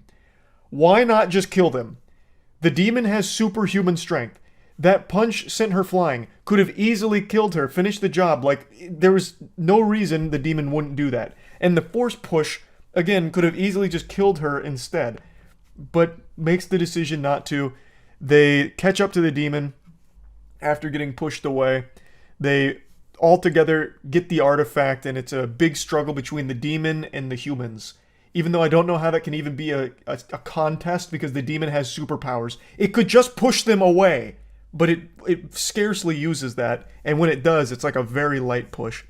So they engage in this struggle over the artifact, and eventually the demon starts slamming one of the girls' heads onto the concrete, and I was like, oh, he's about to kill her. And then doesn't. After slamming her head on the concrete, the demon lifts her up in a chokehold, like he's about to perform a cane choke slam, and then one of the students grabs the artifact and runs away, and the demon looks, sees the girl running away, and for some reason just lightly drops the main character. When earlier in the film, he did something similar with a complete stranger and snapped her neck effortlessly. he could have easily done that to the main character and would have solved every single one of the demon's problems. Like, there would be no one left to stop him. But inexplicably just lets her go. And also, I forgot to mention this, a goat man gets summoned, which was actually kind of hype. This is another compliment, the goat man. I'm a huge fan of cryptids, and they legitimately made goat man here. And he chases people around on all four. It's really silly, and it made me giggle. So I did appreciate the goat being in here. That was cool. Actually looked like fucking Mr. Tumnus out of Narnia. It was a great character. So the goat's chasing some of the little children while one of the other nuns is there trying to protect them. And then the main nun, main character, and one of the other children are struggling over the artifact to defeat the bad demon nun. And it ends in an anticlimactic showdown where the demon finally, once again, uses the light someone on fire move, but instead of just immediately lighting up the main character in flames, slowly starts like a small fire on like her bottoms, which slowly goes up instead of just immediately lighting them entirely on fire like we saw the demon do at the beginning, which gives the girl just enough time to remember that her mother, whom she had mentioned a little earlier in the film, had superpowers basically, and thus the main character has the superpowers, and an explosion of wine happens, which is changed into the blood of Christ, and it melts the demon, and the day is saved. I've summed up the majority of the film there. I left out a couple of details, of course, but it's so fucking dumb. It's so dumb. It's insultingly stupid. There's not even really that many fun bad moments in here. It's just such a snooze fest because it's every single horror movie trope ever rolled into this film, unapologetically. Like, if you're going to do that, at least get creative when it comes to your jump scares and it actually builds some suspense and do something fun there. It doesn't even try outside of a couple of scenes. Damn it. So yeah, I don't know why they even bothered making a sequel to The Nun. The first one was terrible, and this one I'm actually going to say is a little better. Like, objectively speaking, I think this movie is a little bit better than the first one, but it doesn't make it enjoyable. Like, it's just slightly better than a piece of shit. It's like a less stinky piece of shit. But yeah, I just wanted to rant about this movie a little bit because I am still shocked that it even got a sequel in the first place. Yeah, hopefully the next Conjuring movie's good. We'll see. But anyway, that's about it. See ya. Wow. Yeah, I just saw the Winnie the Pooh horror movie, Blood and Honey, and it is without exaggeration one of the stinkiest horror films I've ever had the pleasure of watching, and undoubtedly in the top 10 worst films I've ever seen in theaters, which is truly an honor because I've seen all kinds of worthless, absolute trash. Now, I'm sure you all know Winnie the Pooh's public domain now, which is why this film was able to be made in the first place. This isn't like an official Winnie the Pooh production. It's not canon. This isn't going to be part of the established Winnie the Pooh lore. The property went into the public domain Thunderdome, meaning anybody could use and abuse it freely. So a lot of people tried to latch on to the tit and suckle some milk out of the power of the IP. And this led to this production here. It was a very cheap one that was haphazardly thrown together, clearly trying to capitalize off the wackiness of its concept. What if Winnie the Pooh killed people? And that's about it. That's as far as the creativity goes. And it's very clear they rushed the fuck out of this because nothing works. This is the laziest, most unapologetic cash grab I've ever seen in my life. But it doesn't even have the decency to be self-aware. It is bad at everything it tries to do, and it doesn't even do it with like a smile on its face. Of course I knew going into this it was going to be bad. Anyone with eyes could see that this would be dog shit. I mean, just look at the costume. They didn't even bother putting any effort into Winnie the Pooh or Piglet. They just found the cheapest masks available at Party City, and then just had two guys wearing the masks. That's it. They also have human hands. And also a lot of times the mask kind of rides up a little bit so you can just see like a normal human actor underneath the mask. It's just a disaster. This is one of the few films where I actually took notes during it because I felt like I was so insulted and I couldn't believe what I was watching. So I jotted down a few notes during this, also because it was basically just me and Aaron in this movie theater watching it together, fucking stunned by what we were witnessing. It is truly a catastrophe on every level, but I will openly say it was fun bad. It was. I'm happy to report it wasn't boring bad. Its sheer incompetence and its inability to do anything right while not being self-aware made it a fun, enjoyably shit film. So I'd like to walk you through a lot of what happens here. Clearly we're going to get in spoiler territory, so fair warning, though I don't know why you'd give a fuck about spoilers for this kind of movie. It's not exactly heavy on the narrative at all. So let's go ahead and dive in. Just to give you a quick example of how much they cared about doing this cheaply, they don't have Winnie or Piglet talk. They clearly wanted to save money on the budget by not having additional voice actors try and impersonate Winnie or Piglet, so they came up with this. During a harsh winter, Winnie the Pooh hatched this genius idea to eat Eeyore in order to save the rest of them. So they sacrifice Eeyore for the greater good, they eat him, and then take a vow of silence because they were so traumatized by what they had done to their friend. So they never speak. So that saved them some money. The story is as follows. Christopher Robin meets Winnie and the gang in the 100-acre wood. They're friends for a while, but Christopher Robin goes off to college, and during that time, the group goes fucking hog wild. They go insano style. Their minds break. They turn to madness, and they become these ferocious killing machines for some reason, because they felt abandoned by Christopher Robin. But Christopher Robin is now engaged, and he wants to bring his fiancée into everything that was important in his life, which includes Winnie and the gang. So they visit the 100-acre wood looking for them, and his fiancée doesn't believe him. But then we get like Darman level acting throughout the entire film, but immediately it starts to shine because his wife is like, "You are so successful because you are creative. And even if these are imaginary friends, that business that you have made and you being as creative as you have been has led to you being one of the best people in the world, Christopher Robin. But I'm not sure if they're real." And Christopher's like, "But no, fiancé, these are real." And then sure enough, they eventually stumble upon the cabin, and then Piglet grabs a chain and strangles his wife till she dies. And then Christopher Robin gets cornered by Pooh and Piglet, and he drops what I believe to be one of the most iconic lines in horror movies now. He says, "Pooh, you've got to help me. Something's wrong with Piglet. He killed my wife." and then that's when it sinks in on Christopher Robin that they're all, off their gourd. So Pooh and Piglet start closing in on Christopher Robin as he's yelling and screaming. And he's saying, "We were friends, but we were friends. We were friends. What happened to us being friends?" And then they kidnap him, and that's the intro. A fierce and fiery start to this one. And I'd like to mention that the two actors in the Winnie and Piglet costumes, I wouldn't be surprised to learn that they're like 80 years old, because they move around so fucking slow. Especially Pooh Bear. Pooh Bear fee-fi-fo-fums around like he's carrying 1,000 pounds on each ankle. I thought for a second every time they moved, they slowed down the footage by like half. Like they moved at 0.5 speed. It really looks like they're riddled with arthritis. Every movement they make is extremely stiff. When they kill somebody, it's almost like animatronic to a certain degree. Like, it's so jarring. I would have expected them to be a little more limber since they're supposed to be like these crazy, agile, unstoppable killing machines. But my god, they are painfully slow and stiff. It's weird. But anyway, moving on. So that's the intro done. And then we get to our main characters. And I couldn't even tell you any of their names because it just genuinely wasn't important. They are actual just meat balloons for Winnie and Piglet to pop. So it's a group of girls that go to this cabin in the 100-acre wood for a vacation. And this is a no-technology vacation. They want to go off the grid, like in fucking witness protection, basically. So they turn their phones off and everything is when they get to the cabin.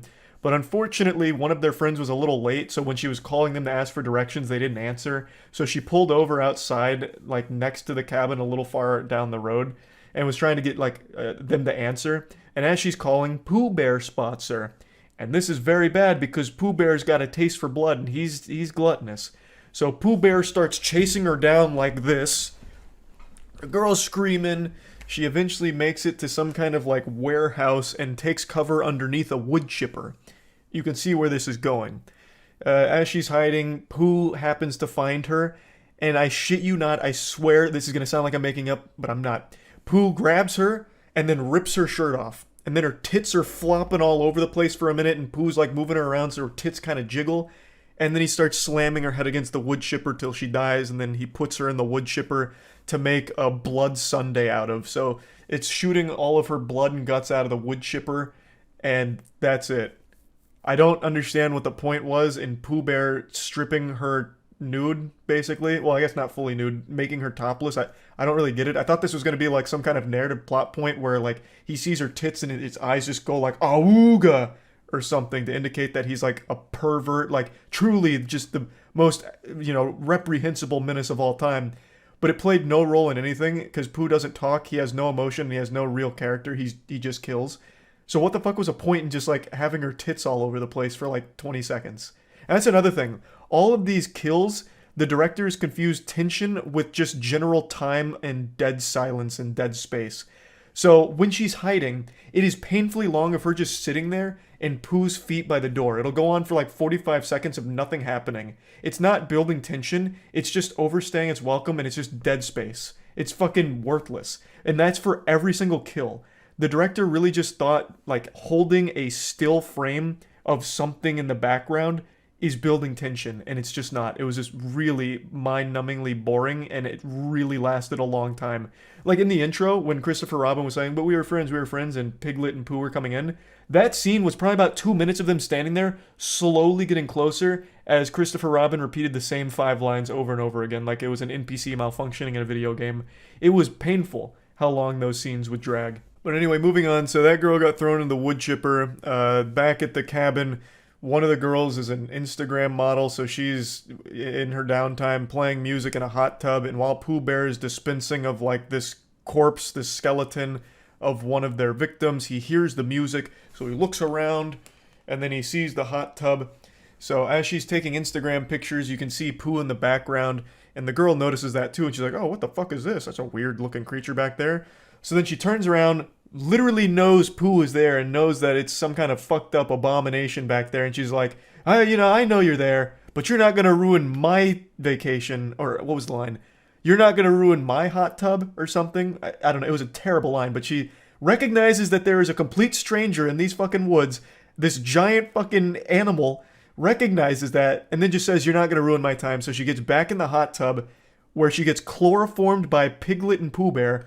So then they fucking hog tire on the front porch and then steal one of their cars, and Piglet puts his foot on her while Pooh Bear slowly drives over her skull, and then you get a close-up of her skull slowly exploding, so her eye pops out at the camera, and then blood starts squirting, and they're using the worst CGI of all time for the blood squirting, and eventually her head just pops and blows up. The genre that this movie's in is torture porn, pretty much. Like, that is basically all it is. It's just Winnie and Piglet torturing and killing people. I even forgot to mention that Christopher Robin is being tortured by Pooh. He was hitting him with Eeyore's tail, just, like, fucking flogging him with it. And this is what I'm talking about with a lot of things they didn't even bother to follow through on. There's a moment where Christopher Robin's like, I know you're still good in there, Pooh. This isn't you. You killed my wife, but I know you're still good in there. And then Pooh has this moment where he, like, cries, and then he breaks some boxes, and then he looks at himself in the mirror, and then he goes back to hitting him with Eeyore's tail, and it's never explored again. Like, ever. At all. Like, there's just this brief moment of vulnerability, but then he goes right back to just being this two-dimensional killing machine. So now, back to the cabin. They blow up that girl's head with the car. It turns out all of the other girls, for some reason, spread out across the land, so 2 of them are by, like, a pond, talking. Another 2 of them are literally, like, doing nothing, just standing around doing nothing. But they hear their friend scream, and they all run back to the cabin. They see her corpse, they freak out, they go inside, and Pooh is written "Get out" in blood on the window. So now they recognize they're being hunted, they're under attack, and they're trying to find things to defend themselves with. And then the main girl remembers that she brought a gun with her on this vacation. Her backstory is she had a stalker, so she's been a little scared of things, so she has a gun. And when she mentioned that, both Aaron and I thought it was going to be like a Glock or something, like a normal gun, like a normal kind of gun that you see in movies. Well, it turns out the gun she brought is a fucking revolver. But not just any revolver. It's like a goddamn 6-shooter straight out of Overwatch. Like, she was fucking McCree. She had this giant goddamn revolver. She came out here with that big iron on her hip. So she pulls out this massive revolver, a fucking .50 caliber hand cannon, and they're like, okay, now we can defend ourselves. But then they still split up. And so the girl with the revolver and her friend, they get into like a sniper's perch, and Pooh is just standing in the middle, like looking down, looking all confused, as they have like a clear shot on him, but they're not taking it for some reason. Then Pooh walks into the kitchen. So then we go to the other group of 2 girls that for some reason split off near the pool, and Piglet's over there, and they freak out. One of the girls falls in the pool. The other one, Piglet pushes, and she gets knocked unconscious. And then Piglet, fuck, it is so hard to describe how awful this is. Piglet is after the girl in the pool, and he has a chain and a sledgehammer, and he starts like slapping the chain against the pool water, trying to get her, and the girl's like moving backwards, like slowly in the pool as Piglet's hitting the water. And this goes on for like 2 minutes. It's terrible. And then eventually he's like, this isn't working, I'm gonna get the sledgehammer. And while he's getting the sledgehammer, the girl, instead of like getting out of the pool, like a normal logical decision, like getting out of the pool and running away while he's getting the sledgehammer, she instead like gets closer to him in the pool. And I thought this was going to be like a fight back moment where she's going to like grab the chain and yank him in and try and kill him. But no, she just gets closer to him as he gets the sledgehammer. Then he gets the sledgehammer and she starts backing up again in the pool, like slowly swimming her way back. And then Piglet hits her with the sledgehammer and kills her. And then the girl that got knocked out from the push, they take and chain up back at their camp. And Winnie the Pooh slaps her after eating some honey. So he's eating some honey. The girl wakes up. He notices she wakes up and he slaps her. And he slaps her again, and then he slaps her again, and then he slaps her again, and then he slaps her again. It goes on for like a fucking minute. That's what I'm talking about. All of these scenes last for so long, and it's so unnecessary. It does nothing. It doesn't make it more tense. It doesn't make it more brutal. It just makes it really fucking weird and uncomfortable. Anyway, that's another one of the vacationing girls dead. Don't even know her name. None of these characters had any level of depth to them whatsoever. The other 2 girls that have the revolver and her friend, they try and, track down where her friend got taken. They eventually track it back to Winnie the Pooh and Piglet's hideout. And there's now another girl that's been captured and she's screaming. So they free her and she's been mauled by Piglet, so her face is all fucked up and it makes her mad. Then they free Christopher Robin as well at some point, who's still alive, just being tortured. So now they have Christopher Robin freed and this completely random girl that also happened to get tortured by Winnie the Pooh and Piglet. And the girl whose face is all messed up from Piglet grabs the gun and says, I'm going to make that bastard pay for this. So then she shoots a shot in order to lure Piglet out, and he comes out from a fucking trailer, and he's got his chain, and they're circling around a fire in what I expect they thought would be a cool action moment, like a cool action shot. So they're circling this fire. He's got a chain, she's got a gun, and she's ready to go fucking John Wick on him. But then she tries to shoot him, and it's out of bullets. It turns out the girl only packed a single bullet in that revolver, which leads me to believe that her plan for the vacation was to play fucking Russian roulette with her friends. Why would she only load a single bullet into the revolver? And that's not even the stupidest part about that scene. Because they freed that girl, they freed Christopher Robin, Piglet and Pooh had no idea that was going on. I think they both went to sleep for some reason. They could have all left. But when the girl took the revolver and said, I want to make Piglet pay, the other 2 girls, well 3 because they had freed her friend, the other 3 girls just decided to watch. So they get in the closest proximity they can to this showdown, which happens to be a single keg, like an actual beer keg they hide behind, and they're watching it, like peeking over the side while this complete random woman has their gun and is about to shoot Piglet. They all just came over to watch for no reason. They could have just left. They could have left and they would have survived. They would have been fine. But they decided to be spectators here, and it's like an episode of Scooby-Doo. Like they couldn't help it. They're just peeking over to watch it go down. So once it's clear that the girl's out of ammo, Winnie the Pooh comes up behind her, knocks her down, pours honey on her face, and Piglet eats her face off. And that's when Pooh notices that the 3 other girls happen to be behind that keg of beer watching. So then he's like coming at him like this. And 2 of the girls run away, but the other one hides and grabs a sledgehammer and ambushes Piglet. And she hits Piglet twice in order to get revenge for the friend that she killed. The other 2 girls are running through the forest, which is, I believe, miles away. Like, they ran miles, like, in a matter of seconds, and Pooh's following them like a goddamn robot. But after Piglet gets hit twice, he screams, and Pooh hears this miles away, and somehow Pooh instantly teleports back to the camp, and right after that girl delivers the killing blow on Piglet, Winnie the Pooh kills her by stabbing a machete through her throat. and hanging her up on a post. Every character in this movie has super speed or like Dragon Ball Z level instant transmission because they're teleporting all over this place. They'll teleport from the cabin to the Pooh hideout to the woods, back to the cabin, all in a matter of actual seconds. It's fucking crazy. But anyway, now we're down to our last two survivors. Piglet's dead. Pooh's very upset about all of this. Sorry, just checking my notes, making sure I didn't miss anything. I'm skipping over some other shit. Like, it's so bafflingly fucking terrible. But anyway, the next important plot point is the two girls make it to a road, and there's a pickup truck of some goofy dudes in there. One of them comes out looking like the fucking crypt keeper, and they're like, what's wrong with you girls? You're not making any sense. What do you mean you're scared? Who are you scared of? And then Pooh's on the road, and they're like, you scared of this joker, this clown?